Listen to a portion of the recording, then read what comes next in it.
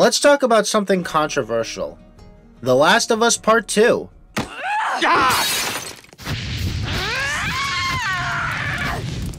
Yeah, this game is very controversial to talk about, and that's all thanks to Neil Druckmann, the idiot that wanted to make this game as divisive as possible. Someone clearly took influence from Rian Johnson. It's really annoying to talk about this game with certain people because the conversation will usually go like this. 1. This game is an epic masterpiece that pushes the boundary of storytelling. And 2. It's a disrespectful continuation of a beloved story that shits all over everything the first entry stood for. No, I'm more off-putting. I'm more unattractive to put in a lead role. Well, I'm a bigger box office drag. Kids, you're both just awful. So to put it lightly, it's World War III out there. Even 3 years later, people are still arguing about this game. And I believe the reason why people are still arguing about this is because of the show. It's no secret that The Last of Us made a TV show on HBO Max, or Max as it goes by now. And much like the game it's adapting from, it received universal acclaim, and it turns out that they're adapting The Last of Us Part 2 for the second season. Yep, you heard that right. Neil Druckmann is adapting the controversial second installment for the second season, regardless of what the fans have to say. Yeah, this is definitely coming from somebody who claims to have a high IQ. Idiots. Okay, mean-spiritedness aside, after watching from the sidelines and witnessing The Last of Us 2 haters and fans ripping each other apart, I thought out of curiosity, I should play The Last of Us Part 2 again. What? Yep, get it all out now. Yeah, I know. I had the same reaction when I thought about it. Now, the question you're asking is, why am I doing this? 3 reasons. 1, boredom. 2, it's been a while since I last played the game, and I thought maybe I could do a retrospective video on it. And 3, hopefully to cash in on the topic. Now, when I first played this game, I f***ing hated it. I hated the story, I hated what they did with the characters, and I thought it was terrible. But now it's been 3 years later, so maybe, probably, hopefully, I can have a different perspective on it. Yeah, right. And I need to make this very goddamn clear to all of you haters and fanboys. This is my personal opinion, so if you don't agree, don't act like a prissy baby about it. Be a goddamn adult and accept the fact that everybody has a different opinion, because it's pathetic that some of you are adults and you act like this. Anyway, let's get started on this Last of Us 2 retrospective. I'll try to see if it's as good as everybody says, or if it's as bad as everybody says. Let's find out.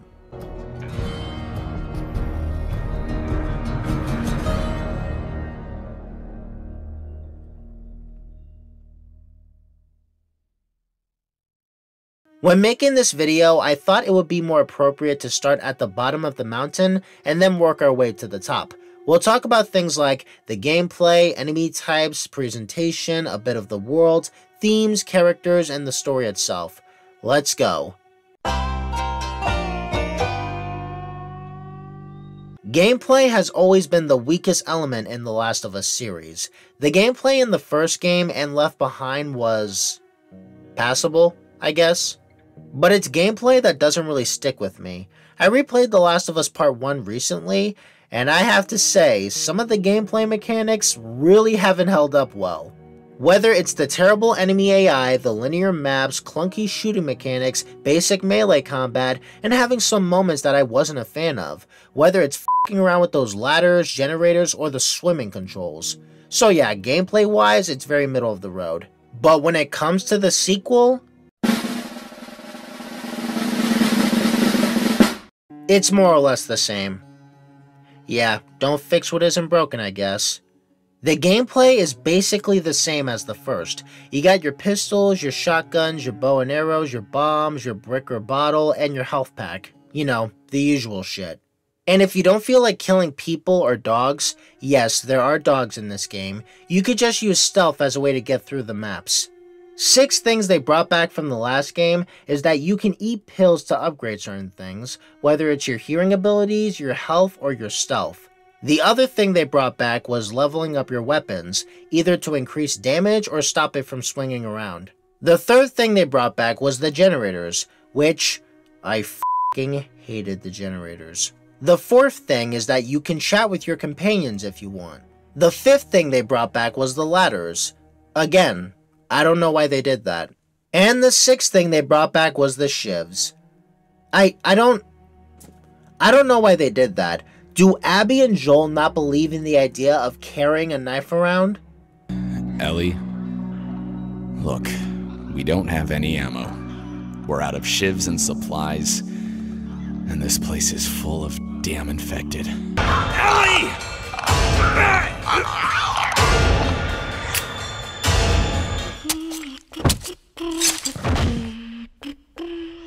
Is that a goddamn knife? The only new things that are added to this game are jumping, going prone, dodging, which doesn't even work most of the time, and messing around with ropes. Other than those 4 additions, there's nothing new in terms of gameplay. When I played this game for the second time, I realized that the gameplay is much more of a slog to get through compared to the last game, and that's mainly because not only are you playing as Ellie, but you have to play as Abby too. I mean, there's a clear difference in their playstyles. More specifically, Abby has the better weapons compared to Ellie, but this just makes the gameplay much more repetitive and tiresome. Wait a minute. Despite it being repetitive and tiresome, there were some pretty cool moments here and there. Whether it be the Joel and Ellie flashback sequences, any moment with Ellie running away from a horde of infected or the WLF, or most importantly, the final fight between the Washington Liberation Front and the Scars. Seraphites. Whatever. Oh, and the Santa Barbara level was pretty cool too, as you can use the infected to your advantage so that they can take care of the raiders.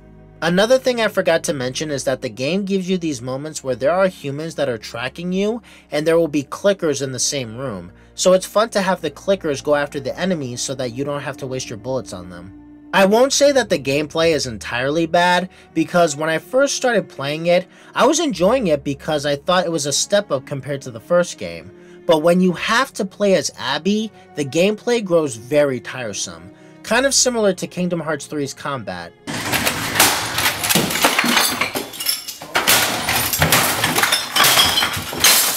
But I will say this, at least that game has more going for it compared to this game. Also, I forgot to mention that there are moments in the game where you get to play the guitar.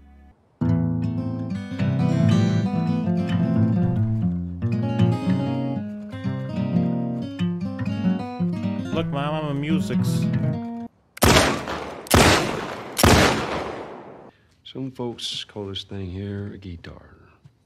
I don't care. And you only play with it like, what, 5 times in total? I don't fucking care.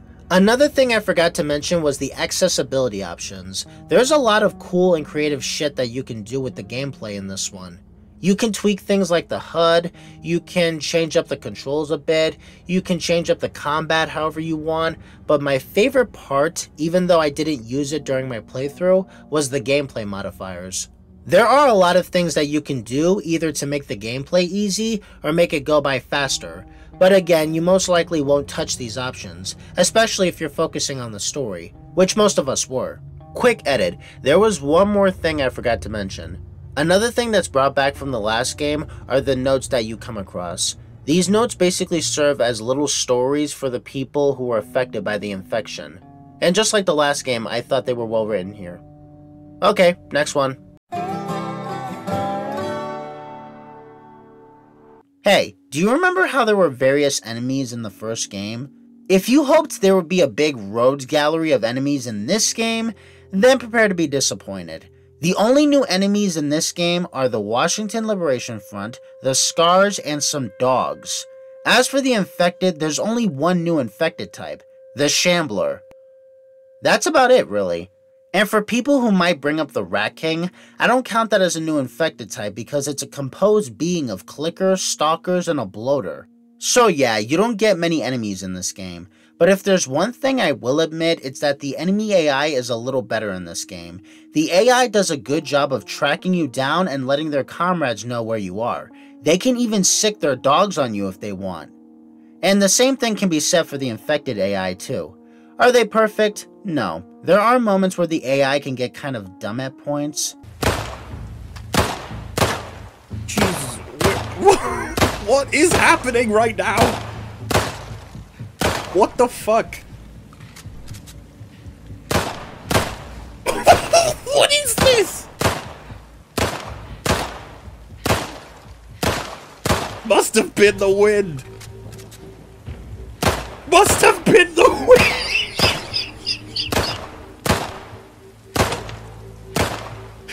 What are you doing? But overall, it does a good job of posing as a threat compared to the last game. If there's one thing I really don't like, it's the enemies screaming out for their fallen comrades. It's so pathetic. It's done for the sake of, oh my god, you killed a person. He could have had friends and family. She could have saved zebras. F*** off. Just a quick edit. There's another faction I forgot to mention. These guys are called the Rattlers, but they're not as interesting as the Scars or the WLF. But they did give us our world-famous meme. That's why I love Nestle Crunch.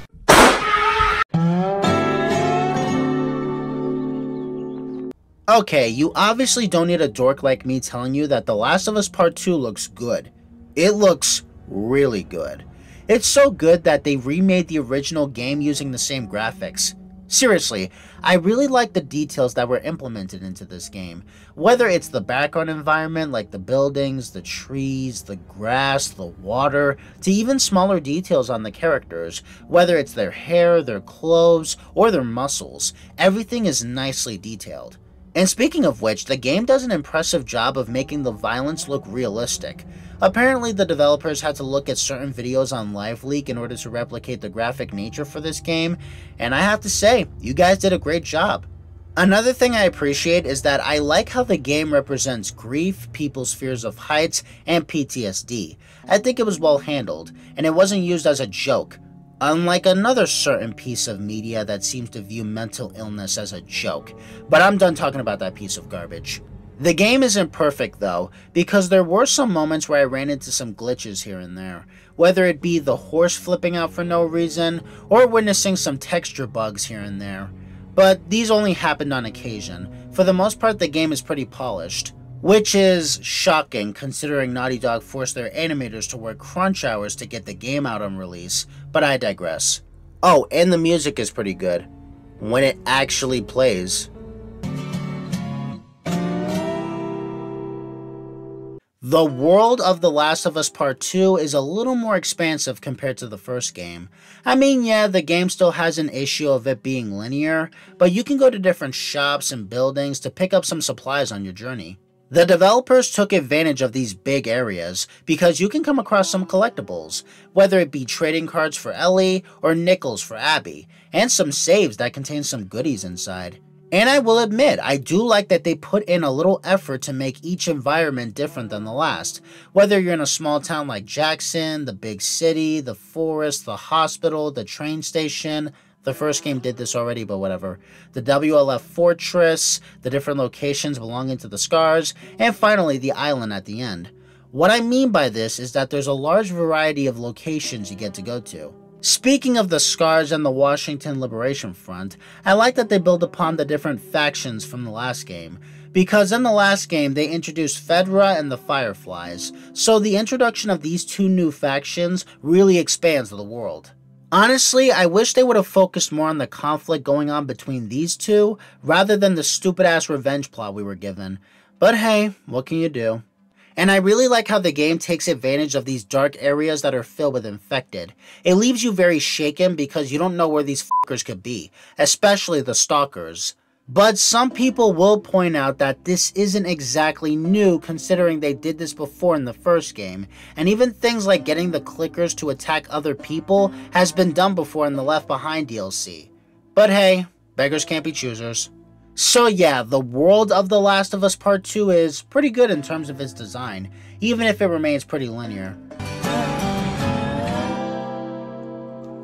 Themes are neat. We love them. Themes are the sprinkles on top of the cake. It gives it a little bit of flavor. But people love themes so much that they'll focus on the sprinkles more than the actual cake. Oh fuck, I'm hungry. Needless to say, when it comes to the discussion of The Last of Us 2, people love to prioritize its themes over everything else. But from what I've seen, People really don't understand the theme of The Last of Us 2, because judging by the comments and videos I've seen from Twitter and TikTok, people legitimately think it's all about forgiveness. Multiple YouTubers, as well as Neil Druckmann himself, said that The Last of Us Part 2 is all about revenge. In a nutshell, the entire story is revenge is bad. And they just keep hammering that theme home for the entire 25 hours. Revenge is bad. Revenge fucking sucks. Revenge has all of these far-reaching consequences. Everyone's getting hurt around you because of revenge. Don't fight fire with fire. Revenge with revenge. It's terrible. You know, you better close your windows at night because you're letting the revenge in. Hey, honey, I'm making dinner. Do you want a nice plate of revenge? Oh shit, we're gonna need 2 body bags here. It looks like these 2 people got revenged. It's just the same fucking thing beaten to death. Revenge is bad. It's a generic idea, a fucking story you've seen a million times. And we are supposed to applaud these choices as bold and brave. Well, I think they're just stupid.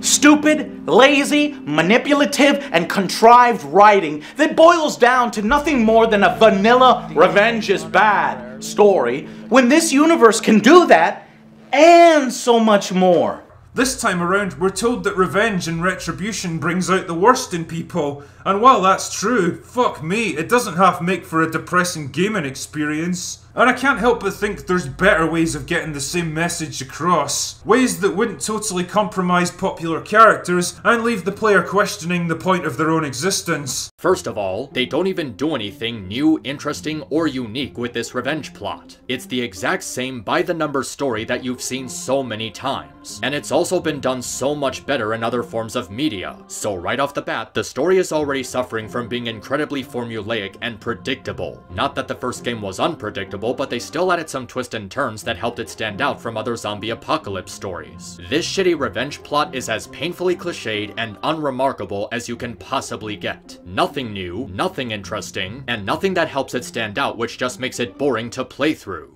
And for people who might say, Christian, it's all about forgiveness. You don't know what the story is really about. Okay, let me ask you some questions. Why did Abby go after Joel? Why does Ellie go after Abby? Why does Abby go after Ellie? And why does Ellie go after Abby in the final act of the game? Call me crazy, but it seems the reason why these characters do some of the stuff they do is out of revenge. That's the whole point of the game. It's showing you how terrible revenge is and how destructive the cycle of violence is. This is completely ironic given the fact that you can't progress the game unless you kill some of the people that are attempting to kill you and your friends. But I digress. I think the reason why people are saying it's all about forgiveness is because of the final conversation between Joel and Ellie. But that cutscene is literally 4 minutes and 36 seconds against a 30-hour game. Are you people yanking my goddamn chain? How are you guys gonna sit there and argue with me saying that The Last of Us 2 is about forgiveness when literally half of the fucking game you slaughter people left, right, and center? It's all about revenge, learning about different perspectives, and teaching you that not everything is black and white. And even then, I don't think it tackles its themes that well. As I said before, the theme of the game is all about how revenge is terrible and violence is bad, but you literally cannot progress the story unless you kill some of the people that are attempting to kill you and your friends. So the theme is kind of laughable and hypocritical, and the theme of learning about different perspectives could have worked if they didn't introduce Abby and her crew the way that they did. And don't worry, I'll talk about her later. Now to get into this whole not everything is black and white theme.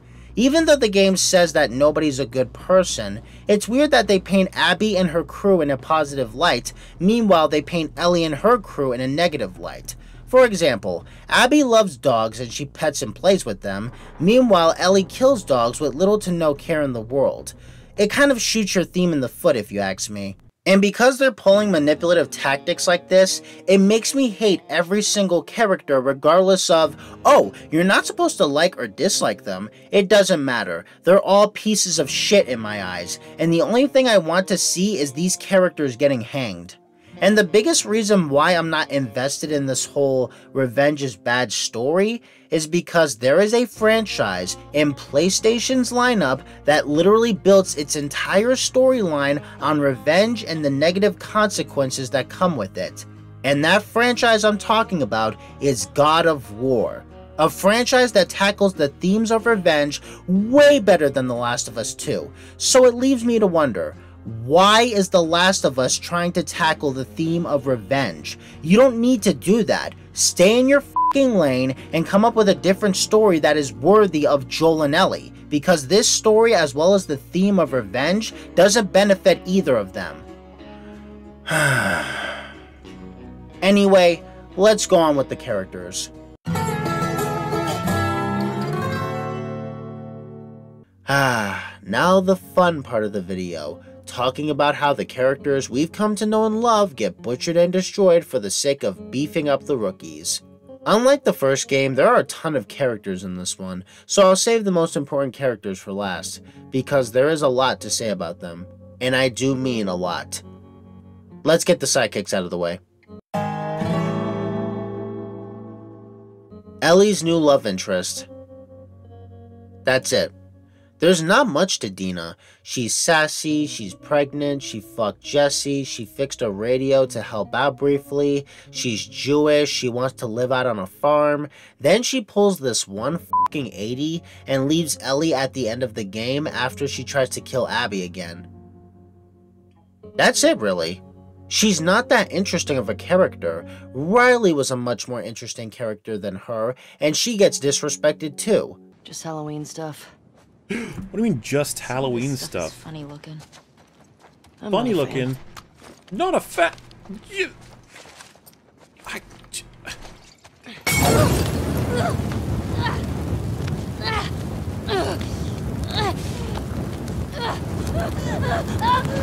It just feels like she's there for the sake of giving Ellie a girlfriend and to pull that stupid pregnant woman card. I think I'm pregnant. Stay your ass at home until you give birth. You dumb fuck.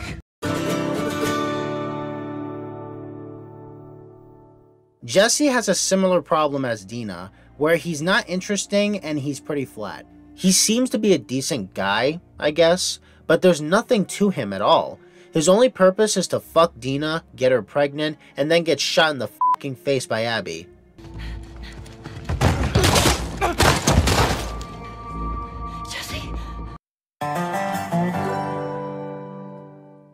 Tommy doesn't get much time in the spotlight, which is a shame because I wanted him to get more time to shine in this one. Excluding flashbacks, you don't spend any time with Tommy. He decides to go kill Abby himself, even going as far as trying to stop Ellie from going earlier. Then he randomly shows up out of nowhere, gets jumped by Abby and Lev, gets shot in the leg and then in the back of the head. And then we get to that ending where, much like Dina, Tommy pulls this one fucking 80 and acts like a total dick to Ellie when she says that she doesn't want to track down Abby. Also, Maria breaks up with him for good measure. Sounds good. Maria good? She's fine. We're taking some time apart. Such a 10 out of 10 story. I really love this game. Alright, that's Ellie's crew. Now let's move on to Abby's crew. Who the hell is Danny? Why did I write this character in the script? Manny is a Spanish guy who spits on Joel's corpse, but he's very loyal to his friends and he's a ladies' man. That's it.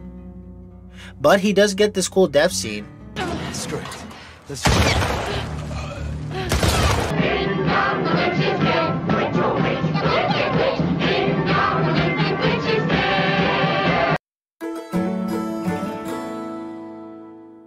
Similar to Manny, Nora is pretty loyal to Abby, but she is pretty hostile to Ellie. Oh, and she's a medic. And she gets her skull smashed in with a pipe.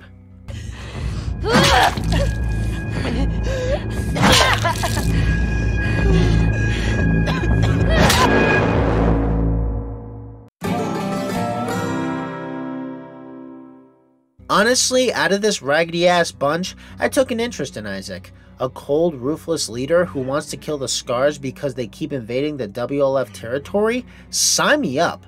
But much like every other character, he doesn't get much focus, and then he gets shot by Yara in the end. So... No! What the fuck? Mel's a pregnant medic who's dating Owen. That's it. Oh wait, there's a little bit more to it. She hates Abby's guts because she believes that Abby is only helping Yara and Lev for the sake of getting Owen back. And because of that, she is easily my favorite character out of the group. And it's because she's just saying what the audience is thinking. Isaac's top Scar killer suddenly had a change of heart? Nothing to do with Owen, right? I haven't always done the right thing. You're a piece of shit, Abby. You always have been.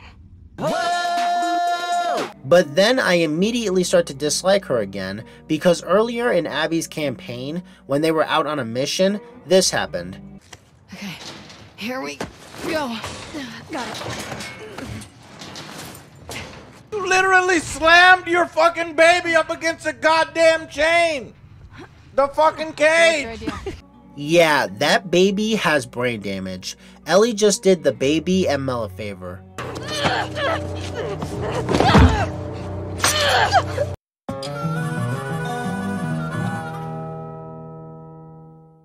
Owen is another character I thought was pretty interesting at first, because out of the group, he was the only one that opposed the crew trying to kill Ellie and Tommy, which eventually came back to bite him in the ass.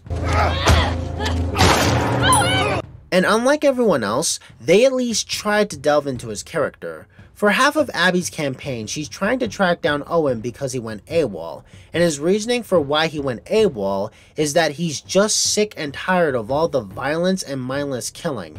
And I gotta admit, I was pretty intrigued. That is until he and Abby start f***ing afterwards. What the fuck? Sexual healing, baby. What the What? What about Mel? Oh, no, wait, hey! What about Hey, Mel? no, hey, whoa! Fucking cheater. What? I don't want to see, no, wait, whoa, wait, hey, oh, whoa! What are you fuck?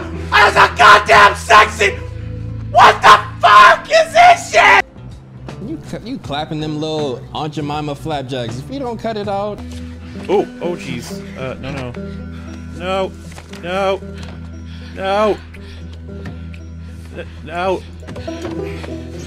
Oh my god, no. No.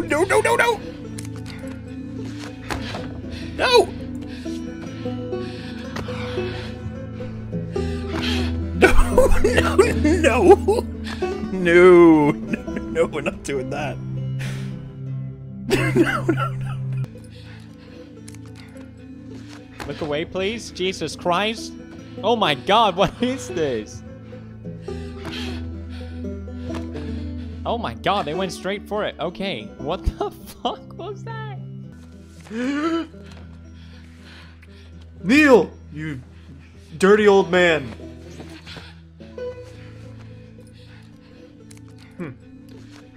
It's crazy how this is on the PS4, and yet everything from Japan gets censored on the PlayStation. Thanks, Neil. Did I forget to mention that he has a pregnant girlfriend? Well, now you know. So yeah, he's a dickhead automatically.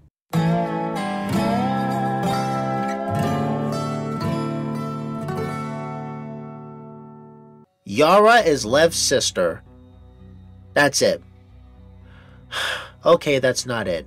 She's a former member of the group called the Scars, the same group that Abby's crew is at war with. She gets her arm surgically removed after a crazy woman decided to clip her wings. There's a bit of background to her and Lev, but I'll discuss it in Lev's section. Also, she dies, which means that all that time you spent trying to save her was pointless. What the fuck? That was pointless. Lev is the new Ellie. Okay, fine, he's not an exact copy of Ellie. Like Yara, Lev is a former member of the Scars, or the Seraphites if you want to get technical. But he and his sister are on the run because he shaved his head, and his reason for why he did that is that he wanted to be a soldier like his sister, but he ended up being a future bride. Oh, I forgot to mention, Lev is transgender. And there have been a lot of people that have said that Lev is just thrown into the story for the sake of serving a political agenda. And I can see where they're coming from, but for me personally, I just didn't see it that way. It's not like the game is all up in your face with his transgender identity. Out of Abby's cast, I'd say Lev is probably one of the better ones. Sure, he is just a dollar store brand Ellie, but hey, I'd rather hang out with this kid than any of these assholes. You remember that random surgeon that Joel killed at the end of the last game? Well, guess what? That was Abby's father.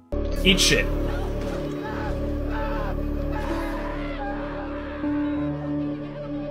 I really hope that you don't have a daughter that looks like Brock Lesnar. That comes back and haunts me like Tiger Woods, you know? Yep, the random NPC we didn't know anything about in the last game was Abby's father. And even to this day, it still feels pretty stupid. It would have made much more sense if Marlene was Abby's mother, or David was Abby's father. You know, characters that actually have interactions with Joel and Ellie? No, let's make it this random surgeon we don't know anything about. And in these two cutscenes where we learn a little bit about him, he's simply not that interesting. He is a surgeon. He likes zebras. He likes nickels. He's trying to force Marlene to accept the fact that he's gonna kill a 14-year-old girl without her consent. And then he questions why she's telling Joel. What a likable character. Really? No. I was being sarcastic. I don't care about him. I honestly couldn't give less of a shit if he likes zebras or nickels. Similar to Joel, he's a plot device. He's only there for the sake of fueling Abby's revenge so that she can kill Joel. There's nothing special about him. Which is a shame because if we had a spin-off game, we could delve into his character. But we just don't. Okay, now we're getting into the main three I want to talk about.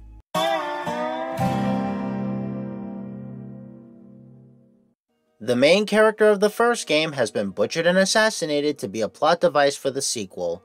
Apparently Neil Druckmann's reasoning for killing off Joel is that he felt that his character arc was complete. Give him another character arc to go on and then kill him off. It's that simple. That's like killing off Luke Skywalker after episode 4, or killing off Shrek after the first movie, or killing off Sheriff Woody after the first film because you felt like his character arc was complete. What kind of dumbass reason is that? You do realize you can give your characters multiple arcs to go on, right? Anyway, Joel's death in itself is not that great either, and it has to do with the fact that we don't spend much time with him for his death to be impactful. When people are pissed off or they start crying at Joel's death, their feelings are for completely different reasons than what Neil Druckmann had in mind. And before people hit me with that dumbass argument of, well, sometimes in real life things don't get a build-up, this is a video game. It's not real life. I feel like the best character death I can compare this to is Brock's death from God of War Ragnarok. The reason why his death works and Joel's doesn't is that 1. We spend time with Brock throughout 2 games, 2. He doesn't get maliciously killed in the first couple of hours, and 3. It actually has an impact on the player in a different way. And most importantly, Kratos, Atreus, Freya, and Sindri go after the man responsible so that his death wasn't in vain. And for people who are gonna say Joel doesn't need another character arc, I humbly disagree. You know how Ellie's flashback sequences are all about her coming to the realization that Joel lied to her? Why don't you make that his character arc in this game? Him dealing with the fact that his actions have consequences, and have him go through the motions of losing another daughter again. Build it up naturally throughout the story, not through dumbass flashback sequences. That way, when he eventually dies, we get the feeling that we've lost someone near and dear to us. Because that's the thing, Joel's death in itself is not a bad idea, because he says this at the end of the last game. Well, no matter how hard you try, I guess you can't escape your past. Thank you. So it would make sense for the sequel that the consequences of his actions would catch up to him, and therefore, he dies for it. The idea itself is not bad, but the way it was executed was just terrible. Speaking of which, let's talk about Joel's death scene some more. Another thing is that his death relies completely on convenience. Joel and Tommy happen to run into the person that's looking for Joel specifically to kill him. Oh, how convenient! And not to mention, 3 years later, the way Joel spills his name out to everybody in the room was really stupid. And guess what? Neil Druckmann, as well as Troy Baker, Joel's actor, tried to justify this scene as well. Neil says that Joel's character has evolved and changed over the years, and Jackson is a trusting community. And they wonder why they keep getting attacked by hunters. And also, Joel's character has gone soft. Yeah, right. Play the clips. I think I see a way through, but we got spores. Put your mask on. Do I have to? It's just us. What if we run into someone? Okay, fine. You gotta be smart about this. You stop wearing that mask, kiddo, and eventually you're gonna slip up in front of someone you shouldn't. I've never slipped.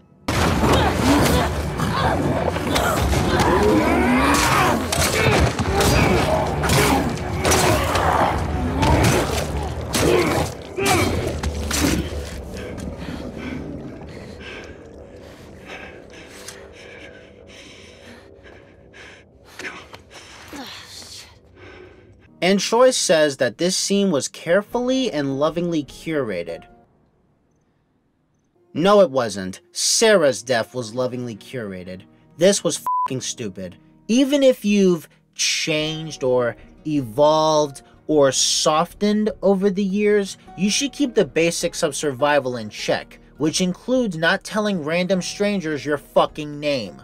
And even when we put aside Joel's death, his character gets completely disrespected both in-universe and outside the universe. In-universe, his choice at the end of the last game is perceived as completely monstrous and evil, although his choice was not done with malicious intent, but whatever. Ellie treats him like shit at first, before she eventually comes around to forgiving him. 2 years later, I mind you. And then earlier in the story, he and Tommy get jumped by Abby and her crew, even though he recently saved her life. And again, he stupidly tells them his name. You know what? Tommy is an idiot too, because he gave his and Joel's names earlier. Hey, I'm Tommy. That's Joel. And outside the universe, his character was used as a tool by Neil Druckmann and Naughty Dog.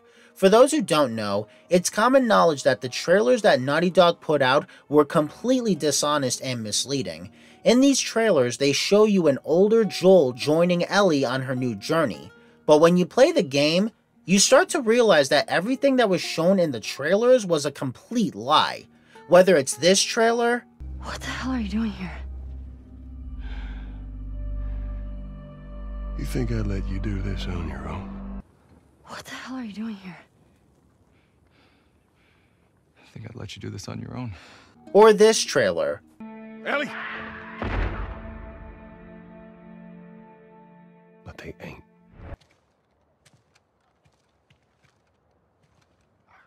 Ellie!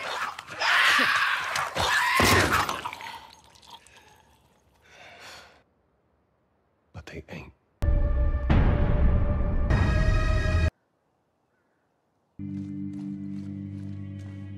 They did Joel so dirty in this game, bro. It's pretty clear that Naughty Dog knew that nobody wanted to play the game if Joel wasn't in the story. They knew it, Neil knew it, and they got a ton of praise for it. All the fake awards in the world doesn't make up for the fact that nobody liked your fucking game, Neil. Look, the point I'm trying to make is that Joel was really butchered and disrespected by this game. From being used as a tool by the company to lie to people, to being a plot device that kickstarts the story, and to retcon his choice so that it can be perceived as cruel and unfair, even though his choice was done out of love for his surrogate daughter, which is something I thought Neil Druckmann would understand considering he wrote the fucking character, but I guess not. They did a lot of horrible things to him. And even if you want to die on a hill and argue, but Christian, he prevented the Fireflies from making a cure. Okay, I'm gonna have to stop you right there because quite frankly, I'm sick and tired of people using this excuse. The vaccine or cure or whatever the f it is not gonna cure the fungal infection. Scientists have proven this. It's not COVID, okay? The world has already gone to shit. There's no rebuilding this. You can kiss this world, goodbye. And for people who think this world can be salvaged, you're just as stupid as Ellie. Not to mention, there's no way the Fireflies could distribute this vaccine worldwide. Also, they've tested on multiple immune people before with little to no results. Most importantly, these bastards are terrorists. They are literally referred to as an antagonistic group. And finally, the most important part, they were going to slaughter a 14-year-old girl on the slim chance that they could make a cure. And get this, they didn't wait until she was conscious to tell her about the risky decision, and they didn't get her consent either. It's funny how these people will argue that Joel took away Ellie's choice, but the Fireflies and Marlene didn't ask for her 2 cents either. So yeah, both sides are in the wrong in my opinion, but it's annoying that people are saying that Joel is entirely in the wrong, yet nobody brings up the Fireflies' wrongdoings. Sorry, I just needed to get that off my chest. This argument has been really grinding my gears. You know what really grinds my gears? You, America. Fuck you! Anyway, let's get on to the next main character that got butchered and destroyed for this game. The lovable, adorable little smartass has transformed into an edgelord psychopath that kills anybody within sneezing distance. For half of the game that I was playing as her, I could not stand Ellie for more than a minute. She's so unbearable and stupid in this game. They turned what was once a smart, curious little girl into a fucking moron with a high body count. And it really sucks because there are moments where we see a glimpse of the Ellie we know and love. More specifically when she's walking into stores, writing in her journal, or making little comments here and there. But those moments are few and far between. For the most part, she's just Abby this, Abby that, I gotta get Abby, f***ing Abby, I need to kill Abby. She's really insufferable and unpleasant to be around, as she does some pretty f***ed up shit throughout the game, even for her. Whether it's slaughtering a dog, killing a pregnant woman, killing people that had nothing to do with Joel's death directly, abandoning Dina and JJ, and just being an unlikable ass in every way. You alright, kiddo? What is wrong with you? He had no right. And you do? Shut the f*** up. You're a fucking... And for people who are gonna say, well, that's the point, she's going through grieving, and this is meant to get the message of the story across. If your point is that she is purposefully meant to be an unlikable bitch, then why should I care about her? Hate to break it to you, but you gotta make your characters semi-likable for me to root for them, and Ellie's not that, so congratulations. Not to mention, she makes some of the dumbest decisions I've ever seen. Why would you walk into the room when you can shoot from the doorway? Why don't you shoot Nora in the kneecap so she doesn't escape? Why would you kill Mel and Owen even though they have the information that you need? Why? I'm thinking about it and it's like, this is the worst one. Why would you leave the goddamn map that has your location on it behind?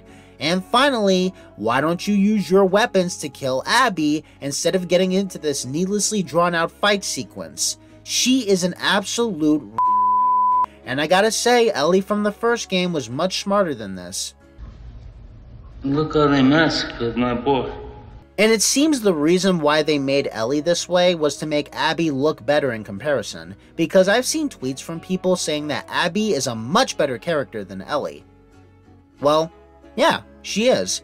Who would want to sympathize with a psychopath that kills people on a whim? Hey, you want to know something funny? No, seriously, the second the credits started rolling and I started to think about what Ellie did, I laughed so freaking hard. So Ellie has this wonderful life. She's living with Dina and JJ out on the farm, but even though she has this perfect life, she has post-traumatic stress disorder. So she decides to throw this life away to track down and kill Abby, but she doesn't kill Abby in the end. That was pointless. Then when she comes back to the house and sees that everything is gone, it makes me remember this conversation between Ellie and Sam. Being by myself. I'm scared of ending up alone.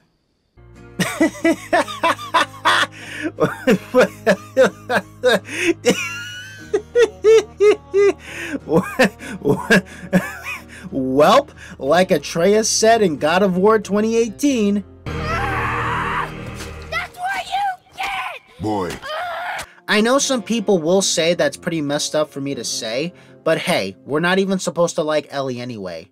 Just a quick word, I know this contradicts everything I said before, but I feel like Ellie being a revenge-filled psychopath could work.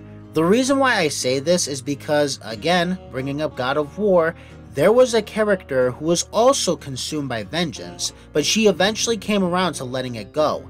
That character I'm mentioning is Freya. I feel like they could have done with Ellie what they did with Freya, have her be a revenge-filled psychopath, but eventually come around to realizing that vengeance isn't worth it, and it won't bring her the peace that she wants. And no, that stupid bullshit at the end doesn't count. They could have done it in a much smarter way. But puck it. Out of these two characters, I'd watch Freya's character arc any day of the week. Especially since Freya doesn't slaughter multiple people to get to Kratos or Odin for that matter. F*** you, Ellie. What happened to you, man? Used to be cool. I'm still cool. Nah, you've changed, man. So now, let's move on to the much more likable character.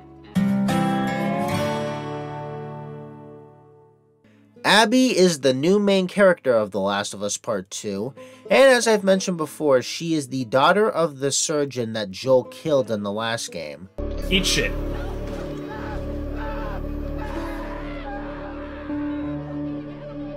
I really hope that you don't have a daughter that looks like Brock Lesnar. That comes back and haunts me like Tiger Woods, you know? Similar to the game itself, Abby is a very divisive character. Some people say that she's a good character because she goes through development, and she is so hot. I mean, god damn, look at those arms. I've lost all control.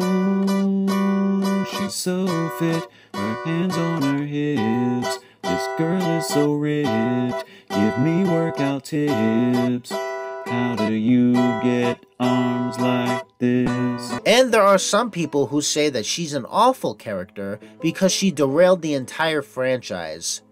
I think she's very mid. She kind of goes through her own character arc when she helps out Yara and Lev, which I guess does humanize her character a bit, and she does get her ass beat quite frequently, much to the amusement of the gamers. Kill her, kill her. Ooh! Oh.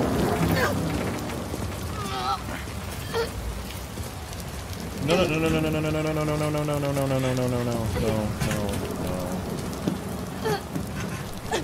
No, not that. They are nested with sin. True. They may know my... Oh my god! You'd carry on killing her. Just slice and done. Slice and done. But the reason why she's a mid character is that her character arc is a copy and paste of Joel's character arc from the first game. Here, I'll list it out for you. The main character witnesses the death of a loved one. The main character starts to go down a very dark path, but after meeting a child over their journey, the main character starts to see the light again, and they become much better people. Okay, it may not be beat for beat, but the idea is still there. Except Abby's story is significantly worse because her and Lev bond throughout one level. Meanwhile, it took the entirety of the first game for Joel and Ellie's relationship to grow and develop, and it felt genuine there. Here, it just feels forced and unnatural. And here we have another example of a new character going through the same character arc that the old character went through, except it's less inspired and it doesn't hit the same emotional beats that the original did. And even if she's not as psychopathic as Ellie, she's still a terrible person. I've already talked about how Abby and her crew attacked Joel and Tommy despite the fact that they saved her life recently, but let's talk about something else. She has sex with Owen, who, bear in mind, has a pregnant girlfriend. She attempts to slit a pregnant woman's throat. She shoots Jesse dead. She shoots Tommy in the back of the head. Again, this is the same man that saved her life earlier. And she acts like an unfunny, unlikable smartass, much like Ellie. You want peace? Easy. Stay on your island. She's not a genie, dude. Ooh, someone wants to get laid. And if your automatic response is to debunk me saying, oh, but she only did those things out of... Don't do it. Please, please, please don't do it. Stop calling out Joel and Ellie's terrible actions, but when people do the same thing to Abby, you immediately defend her. We all have to play fair here, right? So if you can criticize Joel and Ellie for their actions, I can criticize Abby for her actions. It's that simple. Yet despite her being unlikable and doing terrible stuff that's on par with Ellie, the game still tries to get you to sympathize with her, which doesn't work in my opinion. If the story was structured differently, or better yet, if they gave Abby her own spin-off game, we could develop things like her relationship with her father, her friendships, and her relationship with the Fireflies and the WLF. That way, the audience would know who this character is, they would understand her motivations better, and they would sympathize with her. That way, when Ellie and Abby start butting heads with each other, you start to feel conflicted about who you should side with because you know both of their stories. But because she comes randomly out of nowhere, no one's gonna sympathize with her, especially with the way she's introduced. You stupid old man. You don't get to rush this. You're a bitch. And not to mention, they try pretty goddamn hard to make you sympathize with her. They even go as far as pulling emotional manipulation tactics on you. Whether it's her playing with dogs, giving her witty banter, I say that very loosely, helping out Yara and Lev, or playing some of the best music for her parts of the story. I think it's pretty clear who Neil Druckmann loves the most out of these two. Hello ladies, thank you for showing up to the design meeting. I'm Neil. I just wanted to introduce our new character, Abby. I think the audience is going to love Abby. Everybody's going to love Abby. So I want to make sure that we all give Abby her due. So in fact, Abby, I got some exclusive features for you. You're going to have the small med kit at the beginning of the game, but later on you're going to have the big med kit. In fact, Abby, I was thinking about doing dual wielding, guns, or maybe I'll take that feature out. But you know what? I'll tell you what, I'll just give you the guns anyway. In fact, why don't you just take all the best guns in the game? I got Molotov cocktails, got all sorts of really good stuff for you. Well, what do I get? Shut up, Ellie! Nobody's talking to you right now! This is about Abby, not everything is about you! But that doesn't even make sense! Well, can I at least get a medikit? You know what? You can have this bottle of piss, Ellie! Now shut up! What am I supposed to do with this? I don't care! Nobody cares! To put it lightly, she's a mid-character overall. She's not that deep or complex, and it's really annoying that the fanboys will continue to defend her even though she's a shitty person. And even if you want to die on a hill saying she goes through the greatest character arc ever, her character arc is literally a copy and paste of Joel's character arc from the first game. So, yeah. As for Laura Bailey, her actress, she didn't deserve any of the death threats or harassment she got, especially since the actress agrees with the criticism that the character has received, unlike another person who likes to ignore criticism. Anyone watching this video, give Laura as much love and support as possible. I know it's been 3 years, but still, give her love and support regardless. Also, for the people who are watching the show, give the actress who's gonna play Abby your love and support. And as for the actress who's gonna play Abby in the show, good luck. No, seriously, you're gonna need it. Okay, now that we're done talking about the characters, let's talk about the most controversial element of The Last of Us Part 2, the story.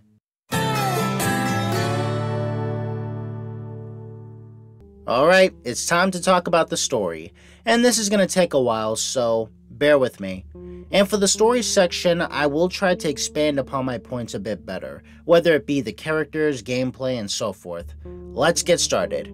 The first cutscene we get is of Joel and Tommy talking about the decision he made at the end of the last game. It's nothing but an exposition dump for the audience. The only crucial information we get is that Joel and Ellie's relationship is a little strained, and we get introduced to the guitar gameplay.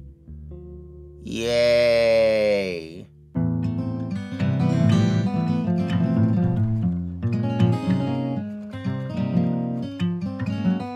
Look, Mama, music's...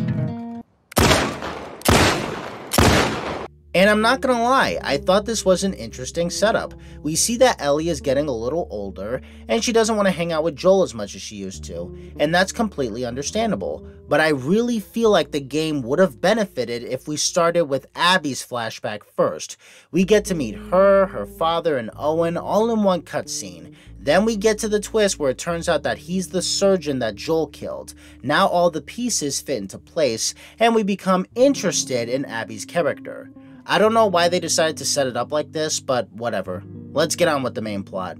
Set 5 years after the first one, we follow an older Ellie who lives in Jackson with Joel. Her and her love interest Dina set out to go on patrol. While they're doing that, we get information that Joel and Tommy were out on patrol earlier this morning, and they still haven't returned yet.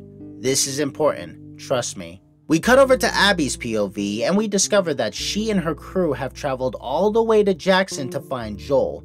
We do a little bit of back and forth switching between Abby and Ellie's perspectives, which I didn't mind at first. I thought that's where the game was going with this. I thought we would switch back and forth from Abby's POV to Ellie's POV, kind of similar to what they did in Kingdom Hearts Dream Drop Distance, but we don't get that, even though realistically, that would benefit the pacing of the story very much. Back to Abby's POV, she decides to find Joel herself, which is really f***ing stupid. Look, you may have big, brolicky muscles, but you're not going to be able to infiltrate an entire town by yourself. Then we cut to Ellie's POV, where we get moments of her hanging out with Dina, where it's pretty obvious that the two have feelings for each other. This is made even more apparent when Dina asks Ellie to rate their kiss last night. How would you rate our kiss from last night? Why are we still talking about this? The stupid thing about this kiss drama they're talking about is that we don't see the party cutscene until later on in the game, and I mean almost at the end of the game. We only find out what happened through conversations with the characters. I thought this was a dumb choice. When we're done with Abby's flashback, cut to the title card, do a back and forth between Abby and Ellie's flashbacks, cut to the party cutscene, and then we can get on with the patrol sequence. You're not Pulp Fiction. Stop trying to be. We get back to Abby's POV where she gets ambushed by runners, but then she conveniently runs into Joel and Tommy, who end up saving her life. Oh, how convenient! After running away from the infected, Tommy stupidly gives her their names, so she suggests that they should go to the Baldwin Lodge, the same place her crew is staying at. So they make haste, not waste, and get to the lodge quick. After Ellie and Dina are done f***ing, trust me, this won't be the last time this game does this. Jesse comes out of nowhere to tell them that Joel and Tommy haven't come back yet, so Ellie pulls her fingers out of Dina to go out and find them. Maybe if you stopped smoking weed, f***ing around with Dina, and did your goddamn job, this wouldn't have happened. Joel, please get up! Oh! It went in!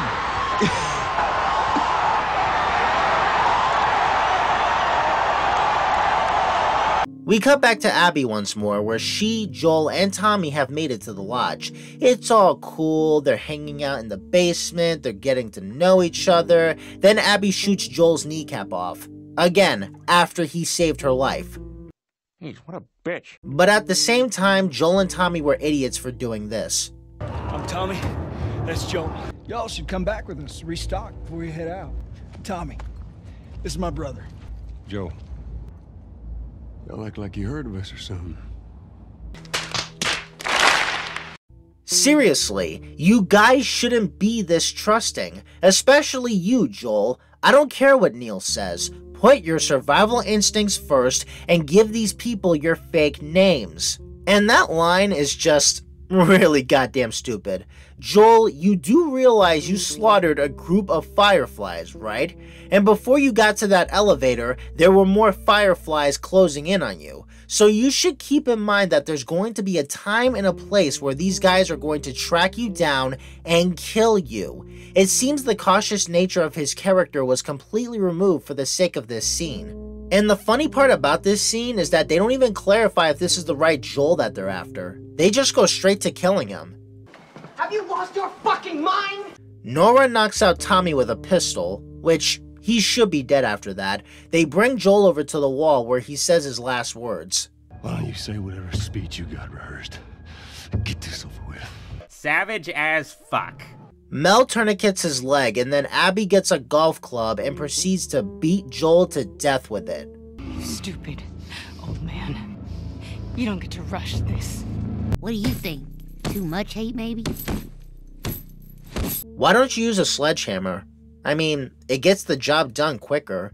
And I need to know, this isn't a revenge death. This is a torture death. It felt like I was watching an ISIS video. Revenge would be shooting Joel in the head like Ellie does to Abby later on. But Abby doesn't do that. She shoots off his kneecap, tourniquets his leg so that he doesn't pass out from blood loss, and proceeds to beat the bricks off of him with a golf club. What the fuck? And Neil, and by extension everybody else, has the nerve to get upset that people don't like Abby after this. Imagine the first time we see Joel, he's a hunter that kills people. Nobody would care about his character development or his character arc after the fact. You know, it would have benefited the story if we saw from Abby's eyes first, but what do I know? Ellie finally makes it to the lodge where she sees Abby continuing to beat Joel to death. Instead of shooting from where she's standing, she decides to walk into the room and then gets ambushed. You're a fucking idiot. Yeah, you're pretty goddamn stupid. Ellie begs and pleads with Abby not to kill Joel. I mean, she's kind of doing him a favor at this point. He doesn't have a kneecap anymore, so why live, am I right? Before we continue, I want to talk about this part. There's a moment where you see Joel's lips move, and I wonder what was he supposed to say during this part. I did some research and it turns out that the plan was to have him say Sarah when he looks at Ellie, which I'm so glad they didn't do, because people would have interpreted that he sees Ellie as a replacement for Sarah, or some dumb shit like that. Anyway, Abby bashes Joel's head open like a grapefruit. God, look at the splatter. Ellie gets knocked out, then she wakes up to see Joel's corpse. You know what this reminds me of? I'm sorry about your daughter, Joel, but I have lost people too. You have no idea what loss is. Joel, please get up! No! Yeah, how does it feel, bitch? Later that night, Ellie is greeted by Tommy. The conversation immediately gets heated because Ellie wants to go after Abby and her crew, but Tommy doesn't think that's a good idea. And despite him listing some legitimately good points, she doesn't care. She's gonna do whatever she needs to do to get retribution for Joel, goddammit. You know what? I'm leaving tomorrow. And if you want to come with me, great. You don't know how large that group is, how armed. I don't care. God, you ate the whole crayon box, didn't ya? But at the same time, I can understand where she's coming from, because this is a genuine response from people who are dealing with grief. After losing a person that is near and dear to them, they have this mentality of not giving a shit. You know what I realized when watching this? There's no funeral scene for Joel. For God's sake, Brock had a funeral scene in God of War Ragnarok. What's this game's excuse? But I guess this is something that I should be used to, given the fact that every single character gets unceremoniously killed off. Good. Let's do it.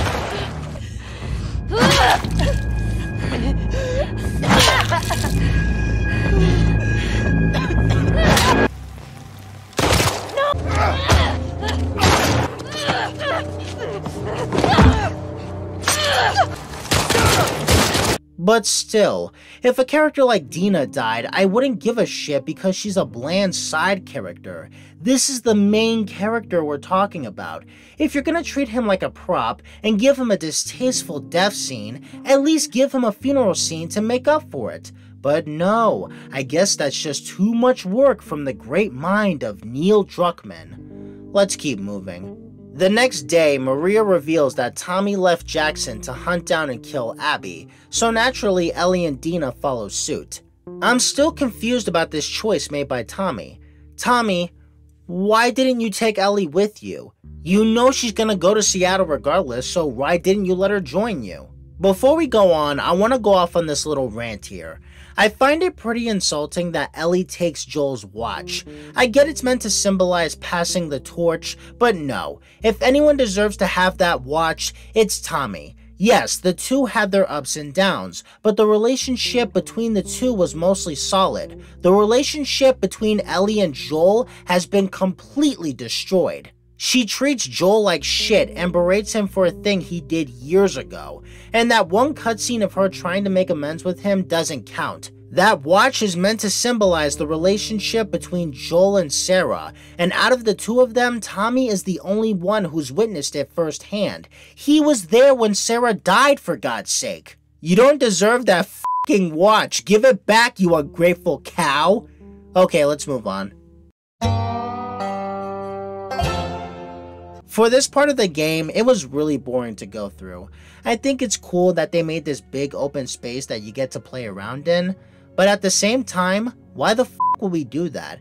This is really boring, and it doesn't help that your sidekick Dina doesn't add anything to the experience. She's not that interesting and she's not that helpful. Why couldn't we do this with Tommy or Jesse or Kat or the goddamn dog? There was one nice moment of Ellie singing Take On Me on the guitar, but other than that moment, this whole sequence was completely boring. So on their journey, they kill Jordan. Okay, before we move on, I just want to talk about this scene for a second. Can you just think for yourself for a quick Jordan, second get the right fuck now? out of my way.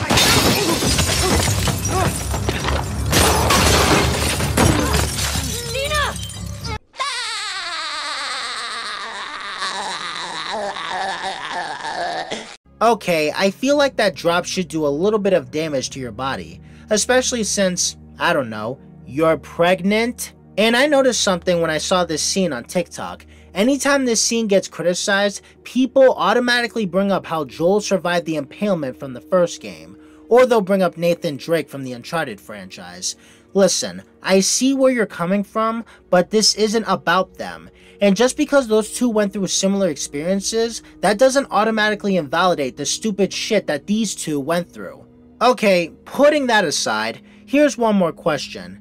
Why would you stand on the glass, you stupid ass?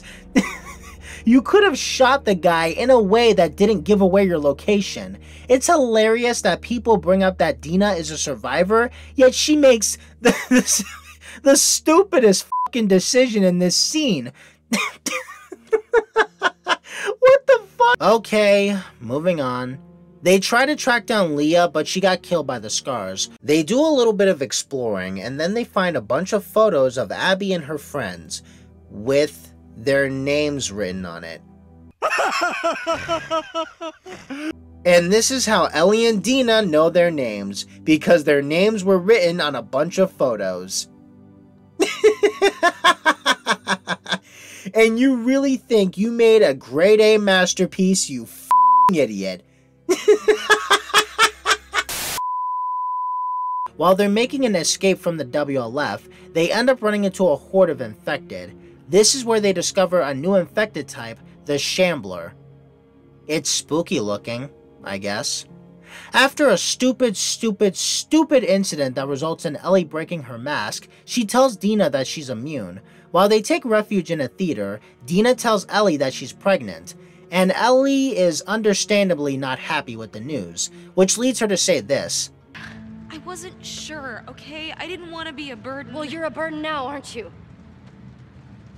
Jeez, what a bitch. I know it's supposed to be seen as messed up on Ellie's part, but in all honesty, you kind of are. You decided to go on a dangerous revenge quest even though you had the thought that you were pregnant.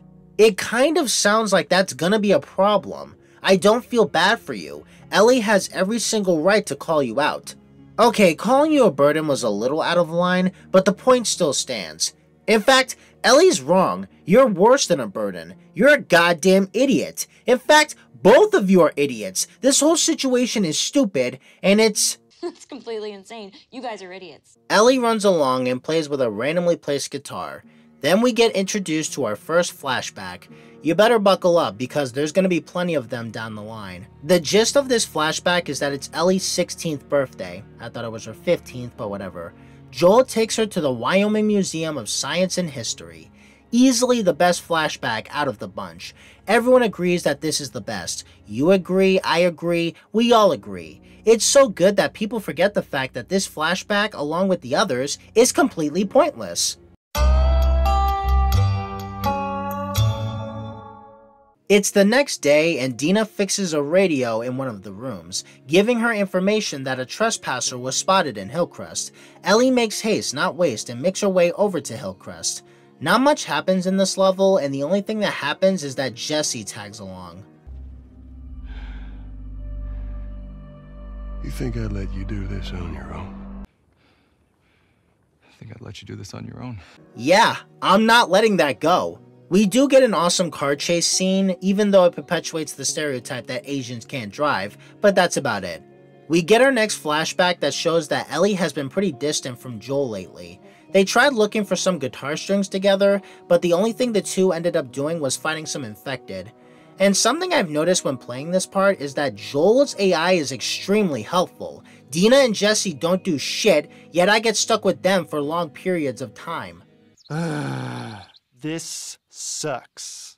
Speaking of which, remember when I said why didn't we get Jesse or Tommy or Kat or the dog as a party member? Well, we get Jesse as a party member, and he is just as useless as Dina. Wonderful.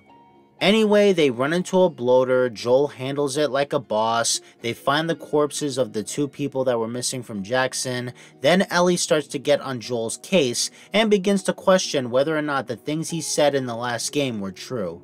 We traveled across the entire country to bring me to the Fireflies. I had so many questions for them. Why did you pull me out of there while I was still unconscious? You know, when it comes to that cliffhanger ending, I as well as many others were under the impression that Ellie knew what Joel did, but didn't push him to tell the truth. But now it's canon that she didn't know what he did, and for the past couple of years she's been living in ignorance. Some say ignorance is bliss. Shut up, Ron. Great job ruining that ending. Really great job. Dina informs Ellie that Nora is in a hospital a few blocks away, and Ellie being Ellie rushes over there immediately, making her way through some scars, some stalkers, some wolves, and a big boy. Then she finally makes it over to the hospital. Instead of shooting Nora's kneecap off so she doesn't escape, Nora insults Joel by calling him a bitch, then Ellie tries to pistol whack her, and then she rightfully gets hit with a tray. You're a fucking idiot. God, you are the embodiment of pure stupidity, aren't you? After a bit of cat and mouse, getting cornered by the WLF, falling into a spores-infected area, and getting the clickers to handle her light work, Ellie finally tracks down Nora and proceeds to beat her with a pipe until she gives her the information she needs.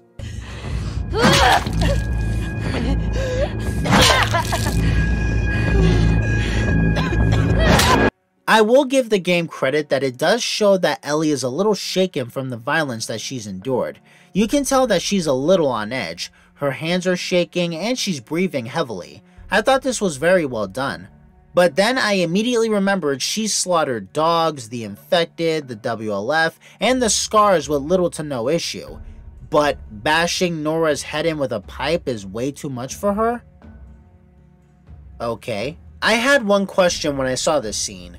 If you really don't like the violence that you've endured, don't you think it would be a smart idea to take Jesse and Dina back to Jackson? I know you're supposed to find Tommy and take him back home, but unlike you, this man is perfectly capable of taking care of himself. So all you're doing is putting your friend's life, your girlfriend's life, and her unborn baby's life at risk. This is another reason why I stopped caring for Ellie. It's just another example of how stupid and selfish she is. And I don't give a f*** if that's the point. It doesn't make for a very interesting or likable character. For the next flashback sequence, Ellie travels all the way to the hospital to find some clues. She finds a tape recorder that tells her what happened. I was one of the ones that wanted to go after the smuggler and the girl. Even if we found her or by some miracle found someone else that's immune, it made no difference. Because the only person who could develop a vaccine is dead. Yeah, Joel? You are treading on some mighty thin ice here. Joel rolls up on his horse and then Ellie forces him to tell the truth. Hey guys, does this look familiar to you?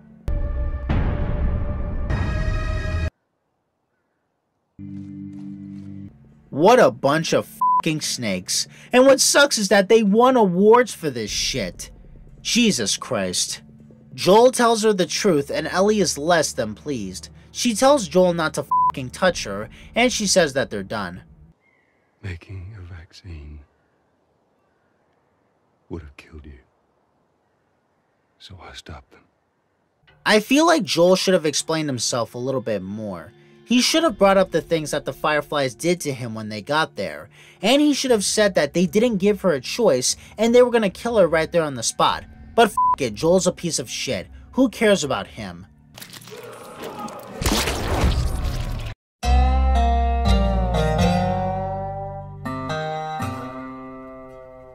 It's day 3 and finally the story is actually moving forward.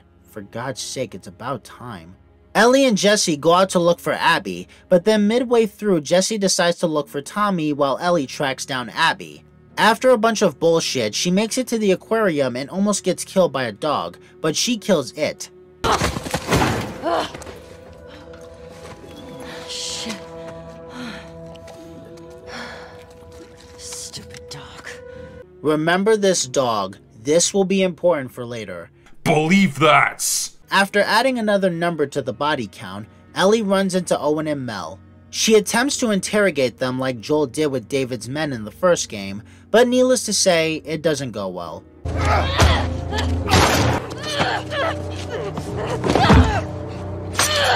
But oh no, it turns out that Mel was pregnant.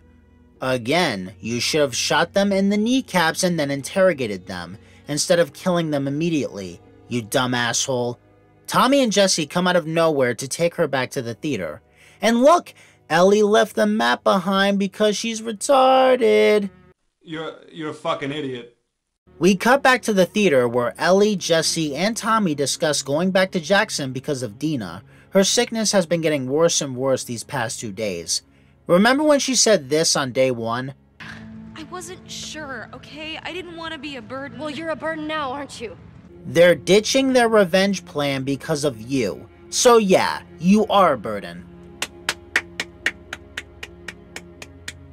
Thanks a lot, Dina. You are fucking useless. This part has always bothered me. They're leaving the person who killed Joel alive after they killed all of her friends.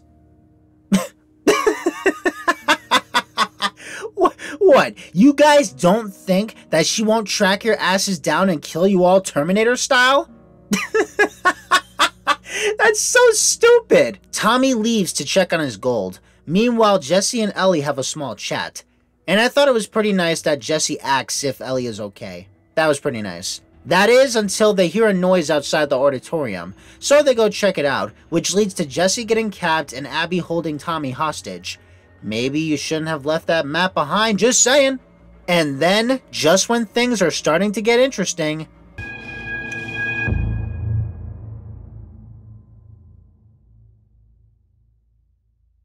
We cut to Abby's flashback. Dad? Dad? Dad! Come on. Dad! Oh no. F this. Fuck Dad! this. I don't give a f. No. No. You do not. No. No.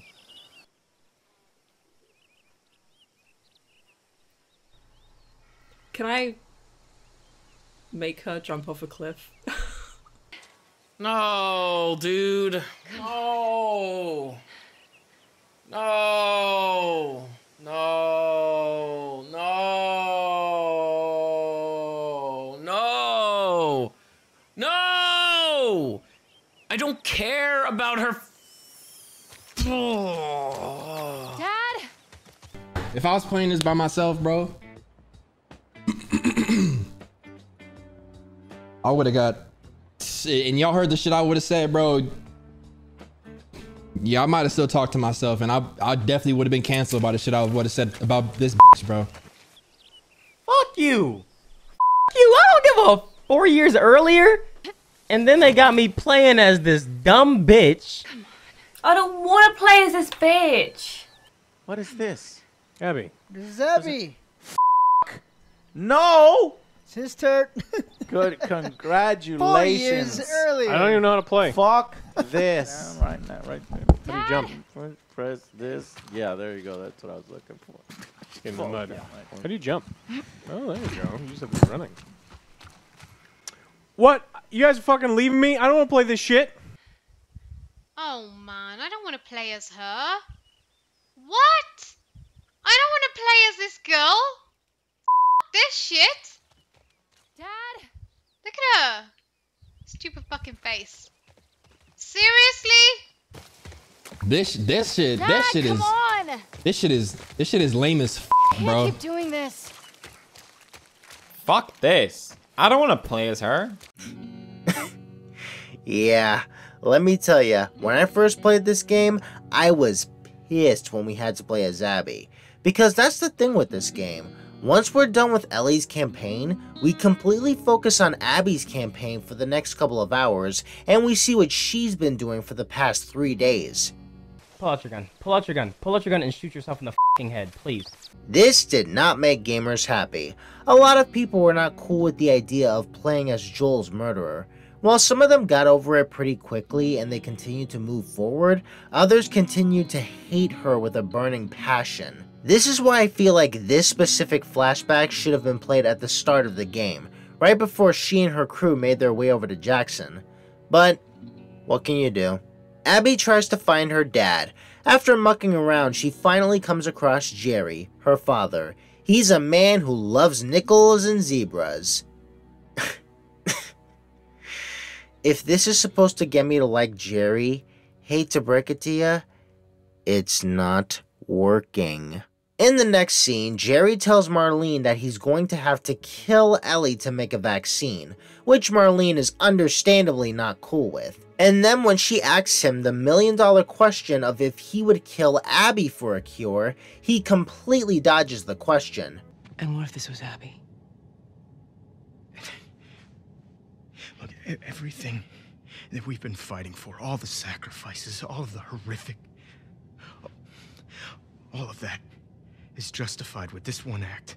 It's a simple I would kill her or I would not kill her question, Jerry. If it was me, I'd want you to do the surgery. Yeah, well, you're not Ellie, are you? Here's the thing. If you're going to kill Ellie, can't you at least tell her the risk of making a vaccine? That's the worst part of this situation. They don't tell Ellie in preparation.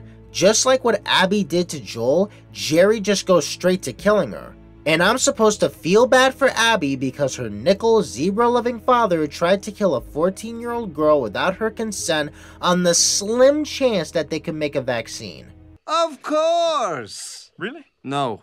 Yeah, no. Again, maybe if we had a spin-off game to develop these characters a little bit, I might give a shit. but we don't have it, so I feel absolutely nothing for this scene. The next cutscene shows Joel's death scene again, but this time from Abby's perspective, and we see that she kind of regrets doing this. But honey, you still shot the shotgun and you still swung the golf club, so it doesn't matter. It turns out that Abby's crew was willing to kill Ellie and Tommy, but they got stopped by Owen. He's right. We can't have loose ends. We killed them. We're no better than he was. They didn't do anything wrong. Great job, Owen. They don't kill them. Let's move on.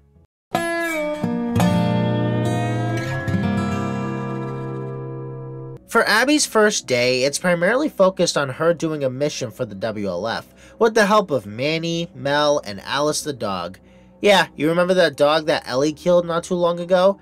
See? She was a good doggo. Don't you feel like a terrible human being for killing her? No, not really, no. Now, this is where the manipulation tactics kick in, because they show Jerry, Mel, Manny, Alice, Nora, Jordan, and Owen in a friendlier light. And this wouldn't bother me if they didn't constantly bash in the message that, these are people too and you killed them. Don't you feel bad? No, not really, no. Whether it be through flashbacks or having you spend time with the characters, this is why the pacing of the game is a big issue. If they structured the pacing like, one day you play as Ellie, then the next day you play as Abby, and vice versa, I would actually get the sense that the story is going somewhere. And maybe, just maybe, I would feel bad for the people that Ellie killed. But because they decided to have you play as Ellie for half the game, then you switch over to play as Abby for half the game, that's when I get the sense that Naughty Dog is actively wasting my time. Especially since Abby's story doesn't have anything to do with revenge. But I'm getting ahead of myself. There's a little bit of witty banter between the group, and I hate to break it to you, but I'm just not invested in them. I don't care if Manny likes anime or if his dad has arthritis. You two needed a bonding moment. Shut the fuck up. Working already. We should kill Manny. He spits on good characters. I don't care about Mel, especially after what she did to her baby. Here we go.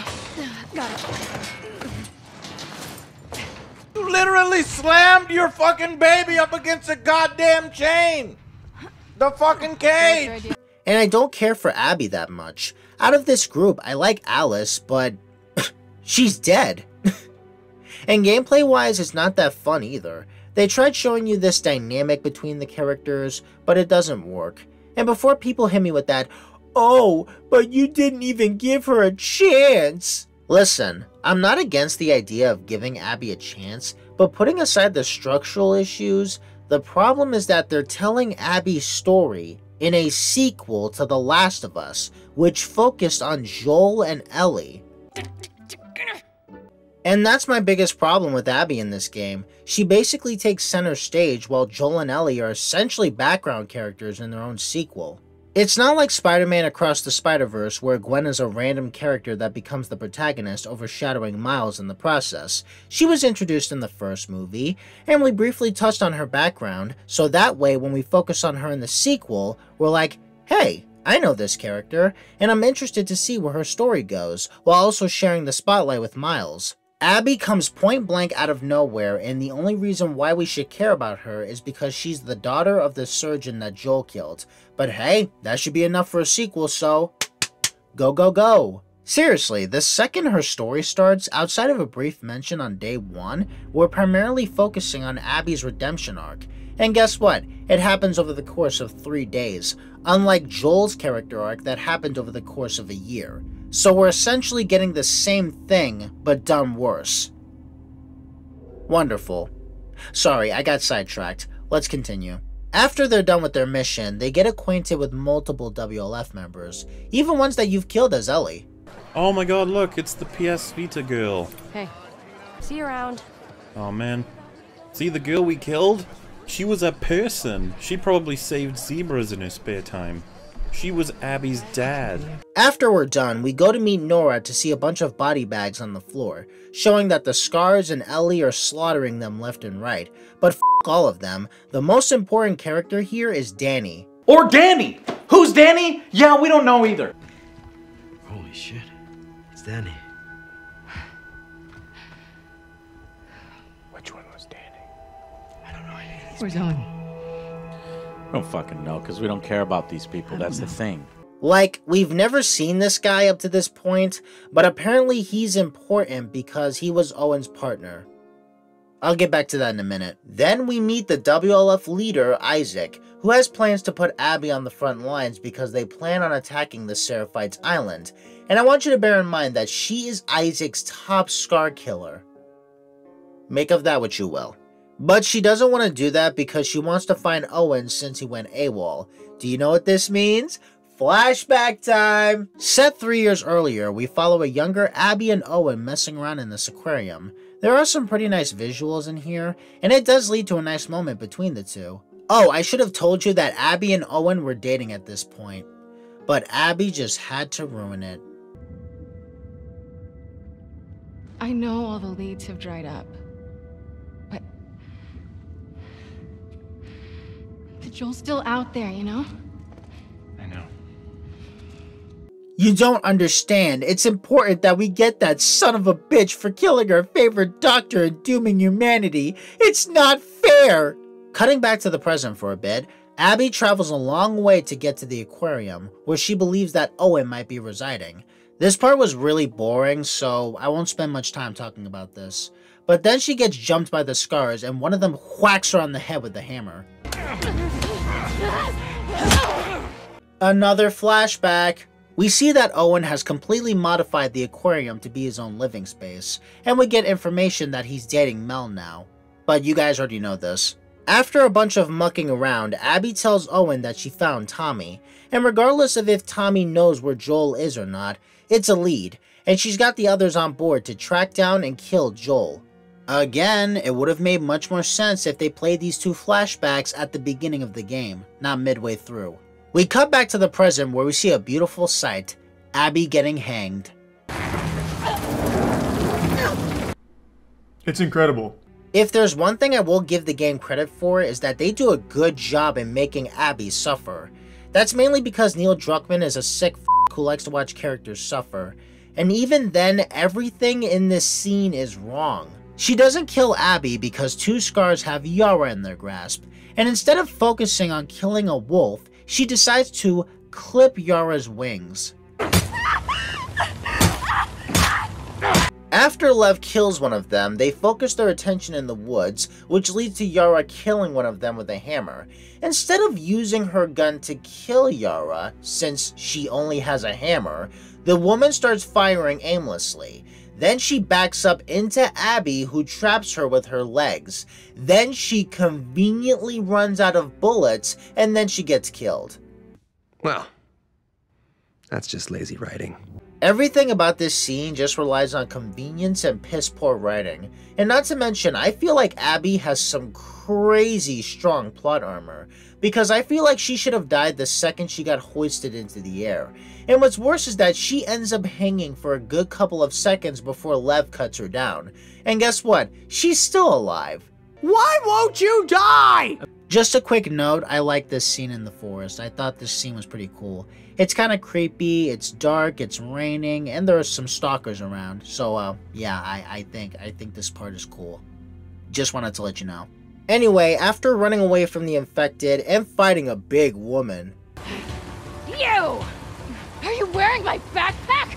Ha ha ha ha ha ha ha! Abby ditches Yara and Lev in an office tower and proceeds to go and find Owen. She finds Owen drunk and depressed, who's bitching about how violence is bad and being sick and tired of fighting for land he doesn't care about, which explains why he ends up killing Danny to save a Scar. And he's old. And tired. He was just...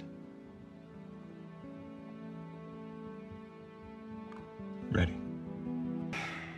I couldn't do it. And he's thinking about going to Santa Barbara because there are rumors of a Firefly encampment there. It looks like these two are about to fight, but instead they have, sex. Abby.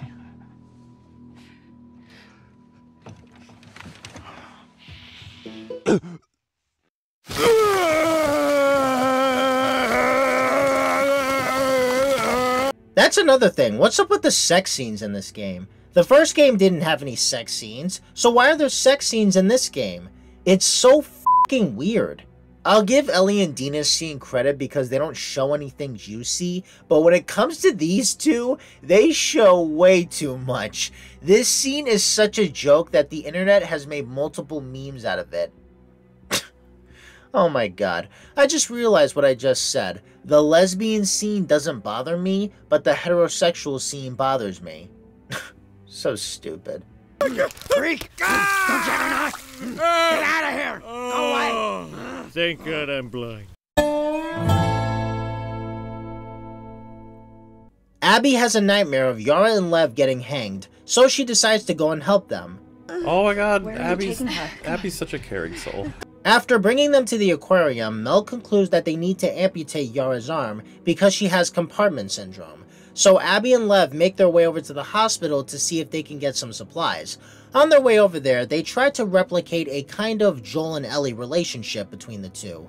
It starts off with these two not getting off on the right foot, but they eventually come around to liking each other.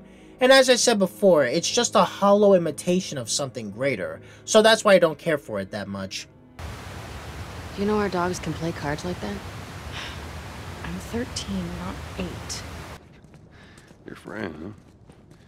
You're friends with the leader of the Fireflies. What are you, like, 12? She knew my mom, and she's been looking after me. And I'm 14, not that that has anything to do with anything. God, you guys aren't even being subtle anymore. And this sucks because there are some interactions between the two that I did like. Specifically this moment. It's pretty cool. What's cool? Like, impressive. Awesome. How you feeling? Waiting on all that true strength. Cool. Cool. What? Never mind. Aww, I like that. Here's the thing. I feel like if you take Joel and Ellie out of the equation and you focus on Abby and Lev's relationship, dynamic, and chemistry with each other, then people will be interested in their story. But because they're in a sequel to the original game that focused on Joel and Ellie, that's why nobody likes them as much. Well, I don't like them as much. Stop hating everything, you nitpicking, lipped, adopted piece of shit. When they get to the hospital, Abby goes in alone because she's a wolf and he's a Scar. Use your goddamn brains. But then there's a moment where Abby gets handcuffed because Isaac wants her on the front lines, but Nora bails her out, so now she has to find the medikit on her own.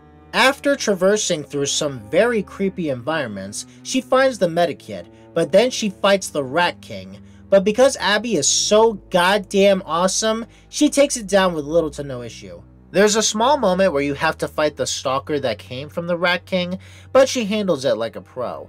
And I will admit, this part was pretty cool too, especially since this thing can one-shot you. I mean, you kind of deserve it. It has a very creepy looking design, and the stalker version looks pretty neat as well.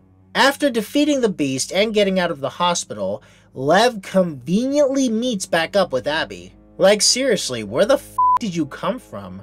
Now that the two of them have the medikit in hand, this means that Mel can surgically remove Yara's arm. Hooray! Abby has another dream, but this one is much more pleasant than the previous one, because it shows that her father is alive and well. Hooray! The next day, Yara and Lev are fighting because Yara wants to go with Owen and Mel to Santa Barbara, but Lev doesn't want to leave Seattle because he's worried about his mother. While they're arguing, Mel and Abby have a falling out as well, with Mel calling Abby a piece of shit and claiming that her actions with these kids are not genuine. I haven't always done the right thing. You're a piece of shit, Abby. You always have been. You want to do right by these kids? Get Wait. out of their lives before you screw them over. Wait, you're gonna talk to us about doing right by kids? Get the f out of here, you bitch! You're over here running around with your pregnant ass on combat missions with some fucking zombies and some fucking scars and some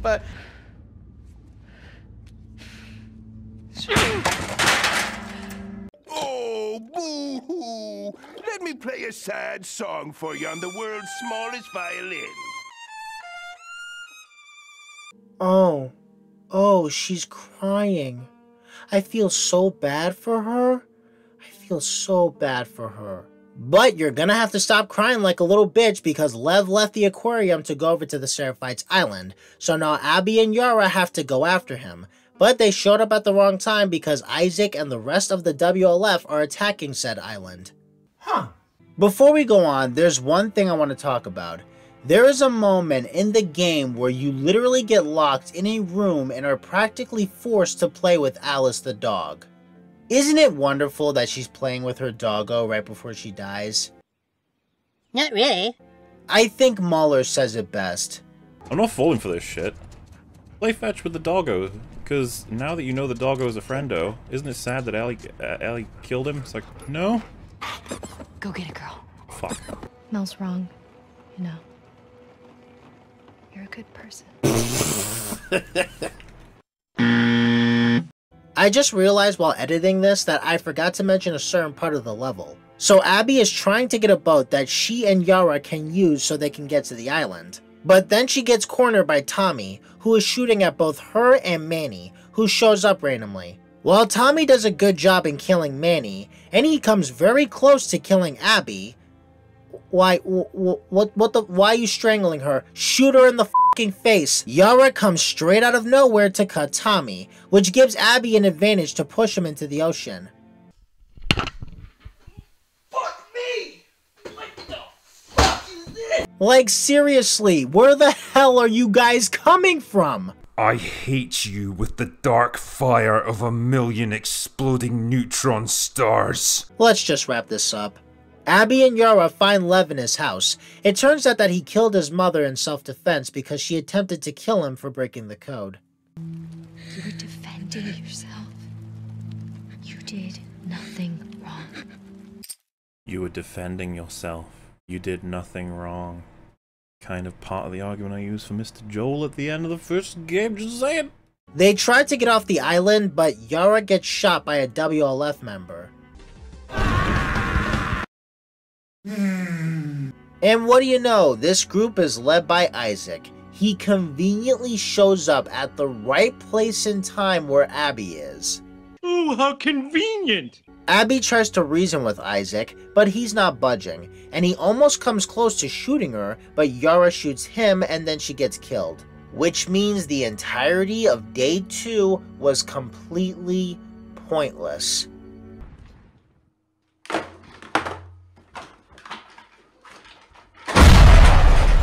I'm getting really sick and tired of you wasting my time.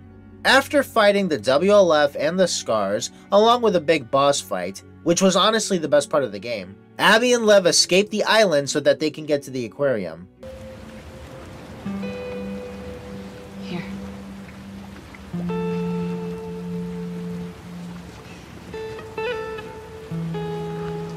Okay, Abby, I see what you're trying to do, but your jacket is cold and wet.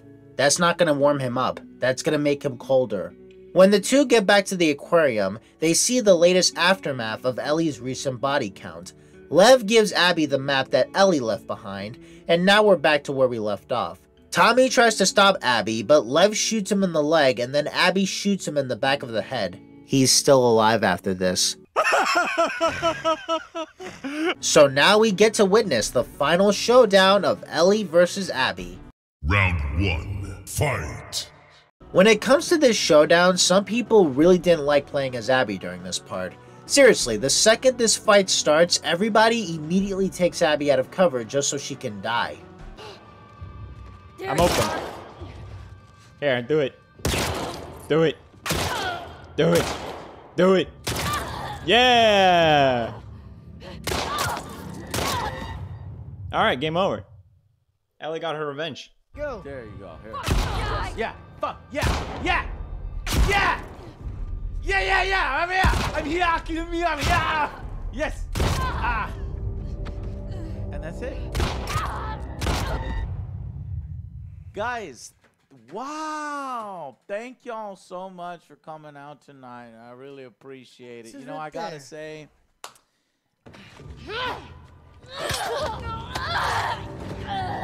Oh, thank you. Boom, that's it. Boys, that's it.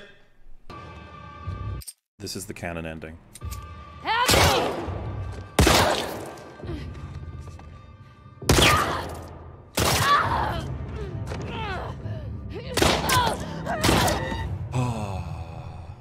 Kill me!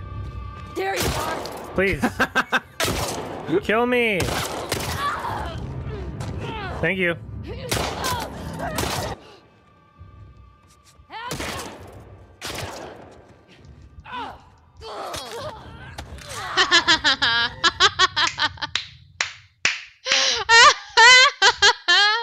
At least I get to see Ellie kill Abby.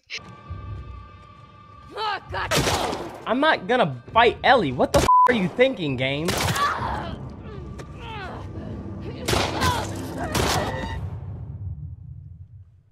I'm not going to fight Ellie. What are you fucking thinking? Are you stupid?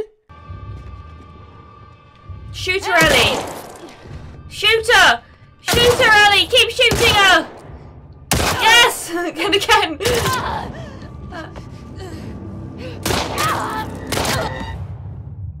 Yes! The end!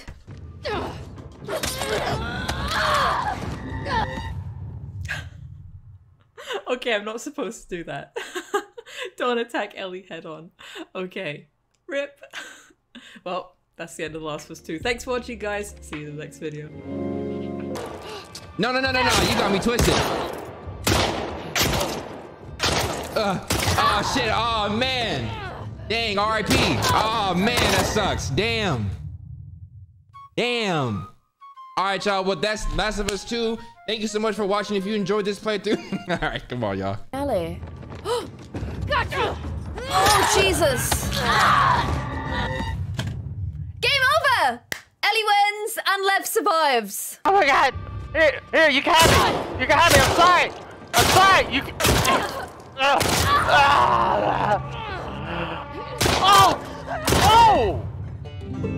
Yeah, bye!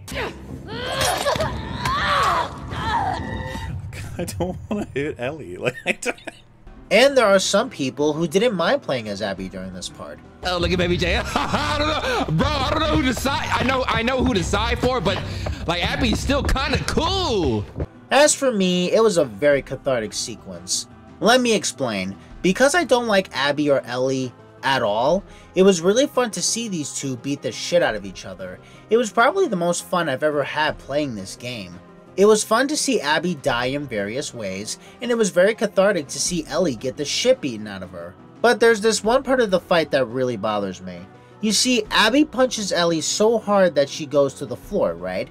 But when you try to punch Ellie, she somehow stops Abby's punch, pushes it away, and then shoots her in the stomach. What? Does that make sense to anyone? Whatever.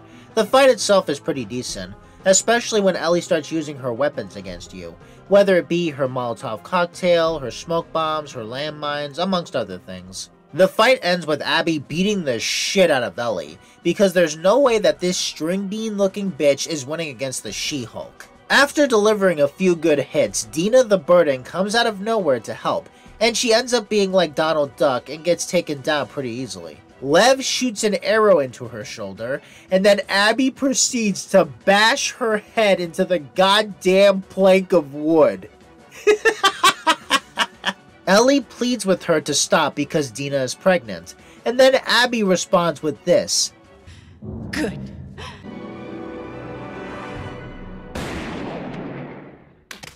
And this part really baffles me. It makes me question how anyone can say that Abby is a better written character or is a good character when she was willing to slit a pregnant woman's throat and taking sadistic joy in doing it. And for people who will automatically reference Ellie killing Mel earlier, here's the thing. Ellie didn't know that Mel was pregnant, and when she looks at her stomach, she reacts like this.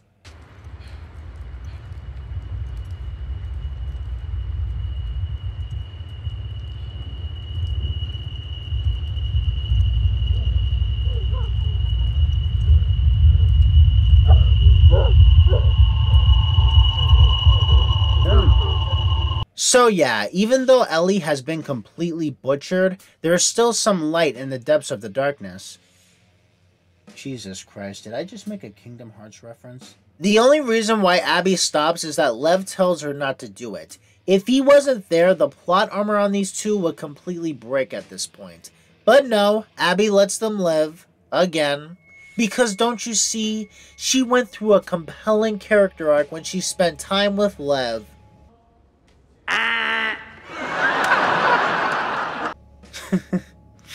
I'm sorry, but I don't fucking care. Even though some people have given reasonable justifications for why this scene works, some reasons that I kind of understand, it still doesn't work for me. The reason why it doesn't work for me is that Abby has been developed to the point where she knows the difference between right and wrong. God damn it, he's just a kid! You have 3 seconds to get away from that scar. 1. You really gonna shoot me? 2. I'm not fucking moving. So the fact that they have her say good to being told that Dina is pregnant right before she tries to slit her throat, it completely destroyed any sense of redemption that Abby could have had in my eyes. And before people say, well, that's the point. Stop talking! If you like the character and this scene, good for you. But as for me, I don't care for this scene and I don't care for this character. Any sense of redemption she had got tossed out the window the second she tried to slit Dina's throat. As much as I make fun of or don't care for Dina that much, I don't want her to die. But some people will say, oh, but this is important for her character arc. Okay, fine, Abby has the greatest character arc in the world. Now shut the hell up and let me get through this. Because this scene was a fucking cartoon. We hit a year-long time skip where Ellie and Dina have moved away from Jackson and they live in a farmhouse. And it turns out that Dina had the baby and his name is JJ, which I think stands for Jesse Joel. And I'll be honest, that was a pretty nice touch. We get scenes of Ellie, JJ, and Dina living happily together. But all I can think about is that last scene where these two got their fucking asses whooped. I honestly thought there would be a moment where Abby just drives in on her big monster truck and kills them all. After we're done with the needless filler, it turns out that Ellie has PTSD from Joel's death, and much like Abby's fear of heights, I thought this was well handled.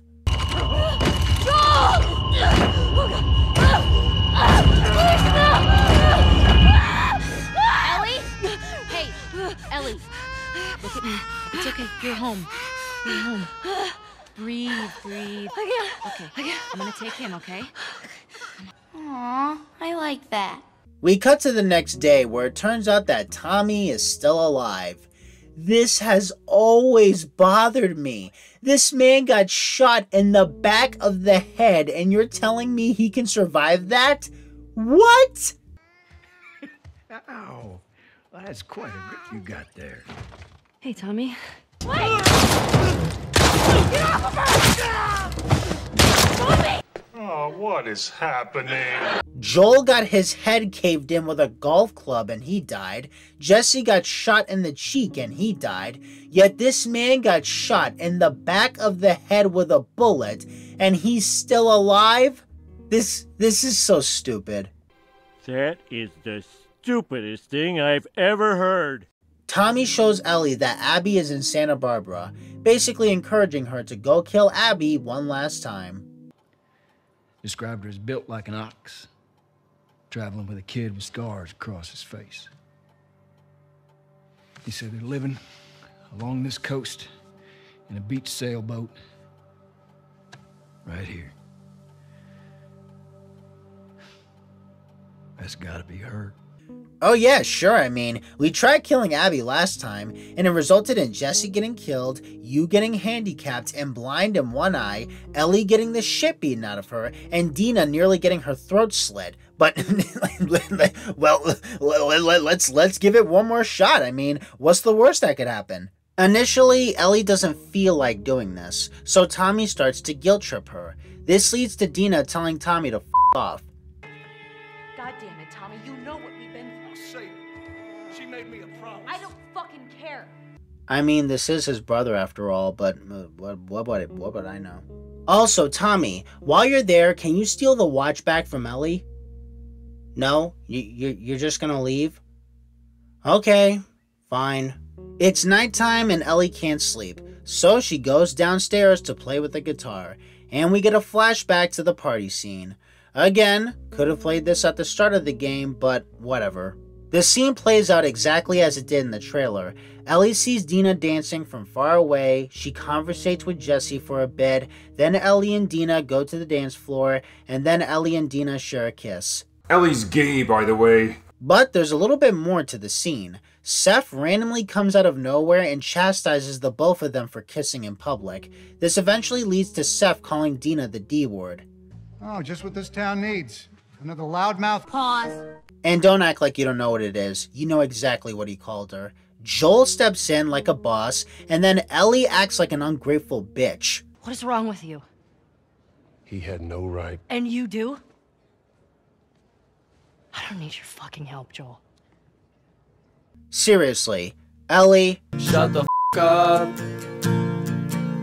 Stop being a fucking... You know you've made an unlikable character when even the gamers get sick and tired of her attitude. Nothing. No right. And you do? What the fuck? Why is she mad? What is she mad at him for? I don't need your fucking help. Oh, because you tried to help her? What? Don't speak to Joe like that. He was just trying to help. I feel so bad about Joel. Like, I feel bad. Like, right. I understand why she's mad, but like, Joel, Joel. Why did I have to end on this type of note, man? Dude. Right. Dude. Joel, come on. Oh, come on. Damn, way to make him feel like shit. What the fuck? What the f, man? What is wrong with you? What the fuck? He didn't do anything. He was just trying to help. Did I miss something? What happened? What, I don't understand. Oh. Oh, come on, Ellie. Whatever. She still hates But Joel's just trying to help, do the right thing, and just talk why you to him. Why you gotta treat Joel, him like that? Look, I know you lied to me. Man, Let's talk about Joel this. gets treated like shit this whole fucking game. Then he fucking dies, and then that's it. What the fuck, Joel man? is not exactly. Oh, man. Joel. Oh, poor Joel. Joel. Joel, don't be mean to Joel. Come on. He's just helping you. He loves you.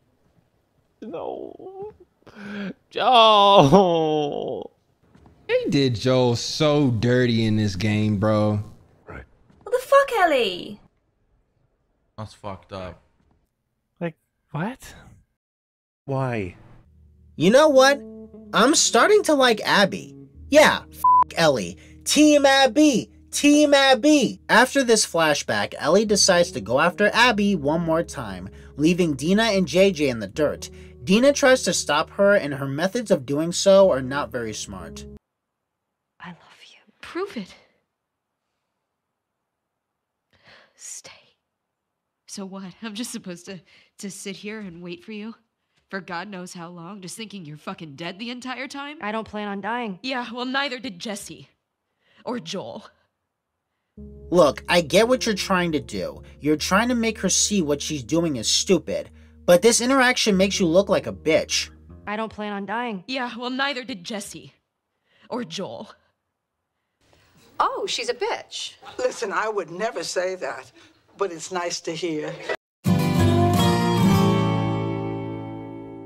We cut over to Abby's POV one last time where she and Lev are trying to find the Fireflies, but then they get jumped by the raiders and they end up being prisoners.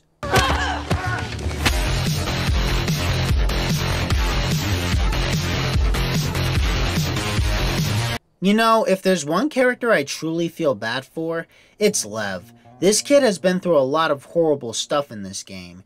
And although he does have a semi-nice relationship with Abby, Abby herself is more of a con than she is a benefit. He should take Bill's advice, ditch Abby and become a lone wolf. I just realized what I did there. But sadly, this poor kid doesn't have a choice. He is going to stick to Abby because Neil Druckmann says so. Ellie finally makes it to Santa Barbara. Man, Ellie, your skin is so pink. I mean, sure, she got stabbed by a tree branch, but she stitched it all up, so we're all good now. I'm so tired. I'm so tired of all of this. After fighting through the Rattlers, Infected, and the prolonged, tedious character walking really slowly because they got injured moment, she finds Abby, and the first thing she does is cuts her down. What the fuck? Yep, she cuts her down. She doesn't shoot her, she doesn't set her on fire, she doesn't even walk away knowing that Abby is strung up on a pole and left there to starve to death. She cuts her down. I'm so tired. I'm so tired of all of this. Abby picks up Lev and they go over to the boats. Ellie gets a flashback of Joel's corpse and decides to fight Abby one more time. But the thing is, Abby doesn't want to fight. She just wants to take Lev and get the hell away from Santa Barbara. But then Ellie threatens Lev's life, which is very hypocritical. So now Abby has no choice but to fight her. Round 2. Fight. Okay, first of all, this fight isn't fair. You have a knife and she doesn't have anything. Luckily, she does lose it midway through the fight, so now it feels even. And I don't care if that was your mother's knife. Unlike the last fight, Ellie is kicking Abby's ass, which is understandable given the fact that Abby doesn't have her big brolicky muscles anymore. It seems like she's gonna win, but midway through, Abby bites Ellie's ring and pinky finger off.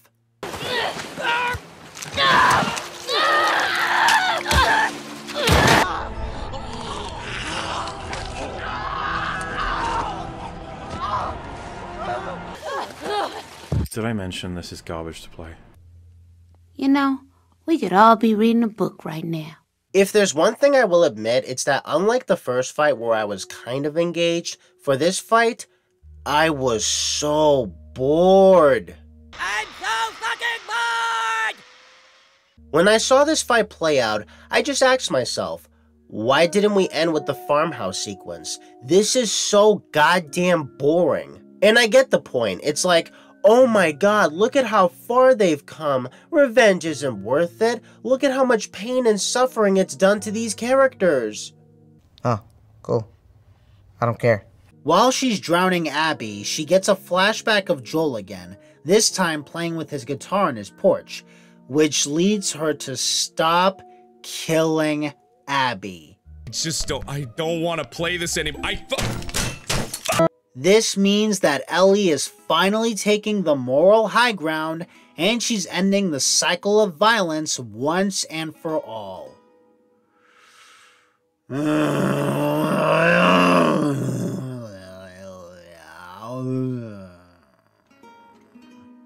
I swear to God, the theme of this game is basically cuties in video game form. This was like wanting to make a movie about how murder is bad, and then going out with your film crew and just murdering people, just slaughtering people to death, real people, then at the end of the movie, turning to the camera and being like, murder bad. Hell yeah! Hell yeah! Hell yeah! Hell yeah! Hell yeah! Hell yeah! Hell yeah! Take my motherfucking money! I'm surrounded by idiots. Yep, the character that Ellie was supposed to kill up to this point, she lets go because she had a vision of Joel. even though she's burned multiple bridges, killed multiple people and dogs to get to this point. Listen, there's a reason. I know it seems very fucking stupid, but there's a reason. Now you're probably wondering how I would end the story. It's pretty simple. Ellie, kill the kid, kill Abby, then kill yourself and off. Yeah, that's right. Kill everybody. Hey, you love taking ballsy risks, don't you, Neil Druckmann? Why don't you kill every single character, you fucking twat? Before we continue, we see Abby and Lev right off into the distance. They really wasted the potential of Abby. What a disappointment. The next shot shows that Ellie has made it to the farmhouse, but everything is gone, which means that Dina took JJ and all of her stuff and bounced. This is why you should always stay single, guys. Ellie makes it to her art room where she tries to play the guitar again, but she can't because she doesn't have her pinky and ring finger anymore. Then we get to our last flashback of the game. This takes place after the party. Ellie and Joel start to converse for the first time in 2 years. Then Ellie bitches about how her life could have meant something if she died in the hospital. I was supposed to die in that hospital. My life would have fucking mattered. But you took that from me. The Fireflies took away your choice too, face. When she said this, it reminded me of that scene from The Incredibles. Hey, I saved your life! You didn't save my life, you ruined my death, that's what you did! I feel like she should have brought up the previous game's events and the different people that they lost over their journey. That way what she's saying would feel less asinine. But whatever. This results in Joel saying this. If somehow the Lord gave me a second chance at that moment, I would do it all over again. Good. Ellie says that she doesn't know if she can forgive him for that, but she wants to try. Joel says that he would love that. Ellie leaves and Joel continues to cry on his porch. Such a great character reduced to being a shell of his former self. I'm so sorry for what they did to you, Joel. And despite what any of these motherfuckers say, you deserved way more than what you got. And this is the scene where people say that the theme is all about forgiveness. Joel, please get up! No! The theme is all about forgiveness. The theme is all about forgiveness.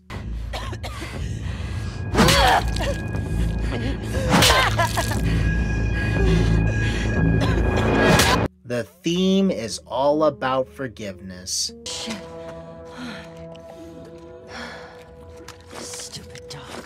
The theme is all about forgiveness. The theme is all about forgiveness. Abby. No! Abby, don't look. Dad! Dad! No! No! The theme is all about forgiveness. She's pregnant. Good. The theme is all about forgiveness. I can't let you leave. The theme is all about forgiveness. We see Ellie one more time before she rests the guitar near the windowsill and walks out of the house and into the horizon. The redhead I knew back in 2013 has been butchered, assassinated, and destroyed to the point where she has nothing and no one to comfort her. Now she has to sit in that chair and realize that her worst fear has come true. Being by myself. I'm scared of ending up alone. Oh, Ellie, what have they done to you? Joel, Ellie, Abby, you guys deserved so much more than what you got. And f*** you for destroying, butchering, and wasting the potential of these characters. There we go, I finished the story of The Last of Us 2.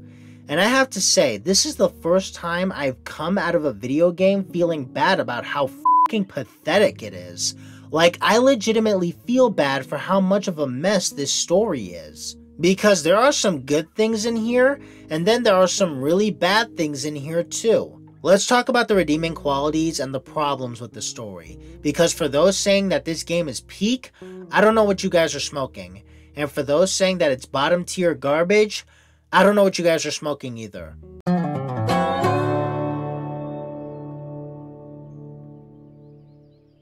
They had the balls to kill off Joel. I gotta give them credit there. And because of how badly you disrespected him, and in your efforts to make me hate Joel, I end up liking Joel a lot more. So, thank you, game. Although the narrative does bend in Abby's favor, she does get tortured quite a bit in this game. She gets hanged, berated, bitten, stabbed, and gets the shit beaten out of her. And then the game ends with Abby being strung up on a pole and left there to starve to death. So, I need to give the game praise for that. I thought the story handled grief, PTSD, and acrophobia very well. I'm kind of a sucker when pieces of media handle mental health conditions with respect, so again, I give the game credit for that. Like the first game, the Joel and Ellie sections are the best parts of the game. There were some hilarious moments in here, but it mostly stems from the characters doing stupid shit. Hey, I'm Tommy. That's Joel. Fuck out of my way. I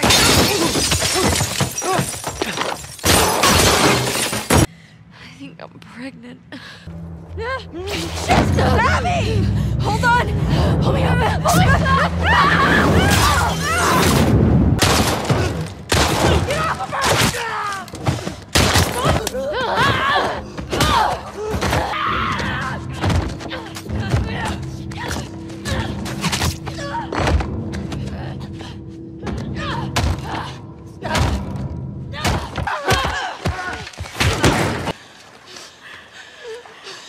Go. Just take him. Got you, motherfucker!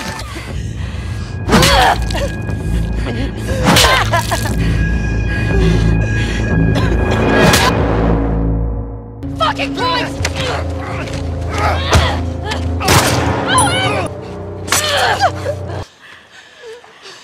Go. Just take him. That was pointless. There was one, or I guess two characters I cared about. There were some interesting character moments, but they got butchered very quickly. I guess Abby and Lev kind of go through a character arc. Kind of? And most importantly, the biggest thing that people give The Last of Us Part 2 credit for is how bold it was to tell its story. And I thought some of the ideas in here could be cool. Whether it's Joel facing the consequences of his actions, Ellie being a revenge-filled psychopath, Abby being the offspring of somebody Joel wronged in the past, and the series as a whole taking a much darker turn. There's one thing I want to say. At the very least, I do like how both characters suffer the consequences of their actions. Both Abby and Ellie lose everything. And I need to say this because there is a surprisingly popular take that Abby pretty much gets everything. She gets to do anything she wants to do. She gets everything she wants, and she's never bothered by it. She's never conflicted. She doesn't care. Maybe showing pain from this event. Her internal conflict afterwards. Nothing is shown that Abby regrets what she did or she questions her motivation at all at any point. Nope, she's happy. It's great. Awesome. Revenge is good for Abby, but not for Ellie. So, after all that shit, Abby wins and Ellie loses. Abby gets to have revenge and gets to save a friend while Ellie loses everything and ends up alone and miserable. No. She doesn't. She loses all of her friends and the group she considered family. I believe the reason why people say that Abby has everything is because she still has Lev in the end, meanwhile Ellie has jack shit. But she still lost her friends and comrades. But given the fact that you don't spend time with these guys, I don't blame them for thinking that these characters were useless. And here's one more praise I'll give it. This is without a doubt the funniest comedy I have ever played. The stupid shit that happens in this game is hysterical, and the fact that they expect you to take this shit seriously is just mind-blowing. So if you're not taking the story seriously, or you've lost your investment, you can look at this game as a comedy, and let me tell ya, you'll have a fun time with this. Okay, that's all the praise. Now let's get into the negatives. The story in this one is significantly worse compared to the first game, because god damn, this one is a bigger drag than the original. Look at this. Look at this. Come on. F me. And I don't understand the perspective that everybody has when they say that the story in part 2 is significantly better than part 1. What? Dude, there are moments in this game that are practically pointless and are only there for the sake of padding. Never is that more apparent than when it comes to those goddamn flashback sequences. Instead of playing these at the start, they decide to interrupt the flow of the story with these damn flashbacks. This is why I feel like the story would have been better if they started with Abby's flashback first, then Joel and Ellie's flashback second, flip back and forth between Abby and Ellie's flashbacks, then we get to the party flashback, and then we can get into the main story. But Neil decided to do this stupid shit. All it does is makes the story longer, repetitive, and so boring. And speaking of characters, the characters in this game range from boring to bland to mid to butchered beyond belief. Outside of Lev and maybe Joel, I don't give a shit about any of them. So whether they're in danger or they get killed off, I don't care. And not to mention, characters like Abby, Lev, Tommy, Ellie, and Dina have surprisingly strong plot armor. There are moments where these characters should have died, but they don't because they're the main characters and they can't die. Not yet, at least. And just because this kind of thing happened with Joel and Nathan, that doesn't make it any less valid. The theme of revenge is repeatedly bashed into your fucking skull, which completely overshadows the theme of forgiveness, you know, the theme that everybody says is the main theme of this game. The emotional manipulation is ever so present when it comes to Abby and Lev's sections. They try to replicate what they did with Joel and Ellie and place it onto Abby and Lev, but it doesn't work. They make the characters do stupid shit for the sake of getting their point across or to push the narrative. The pacing is too slow, the plot armor is all over the place, the conveniences are littered throughout the story. They try to make you care about characters that are already dead, and the characters who aren't dead that they try to make you like, it's kind of hard to like them, especially when you and this character get off on the wrong foot. The story gets very tiring, especially during Abby's campaign. There are interesting moments in the story that don't get focused on. There are very cringe moments in here, like, Jesus Christ, what was up with the sex scenes in this game? And it feels like the game should have ended with the Farmhouse Sequence, but they decided to stretch this story out for the next couple of hours. Jesus Christ, this game. Overall, this story just sucks. How do we go from the solid writing of the first game and Left Behind to garbage writing like this? And it's really annoying that The Last of Us 2 stans will actively jump on your ass and say, "Oh, you're just mad that Joel died. Oh, you didn't give the game a chance to shine. Oh, you don't have the emotional maturity to experience the story. Oh, you just can't accept how phenomenal this game is because of your petty feelings." Well, guess what? I played through this game, I gave it a second chance, and it f***ing sucks. And you wanna know the worst part about this situation? People praise Neil for this shit. He managed to make a ton of money, he won multiple awards, and now he's vice president of Naughty Dog.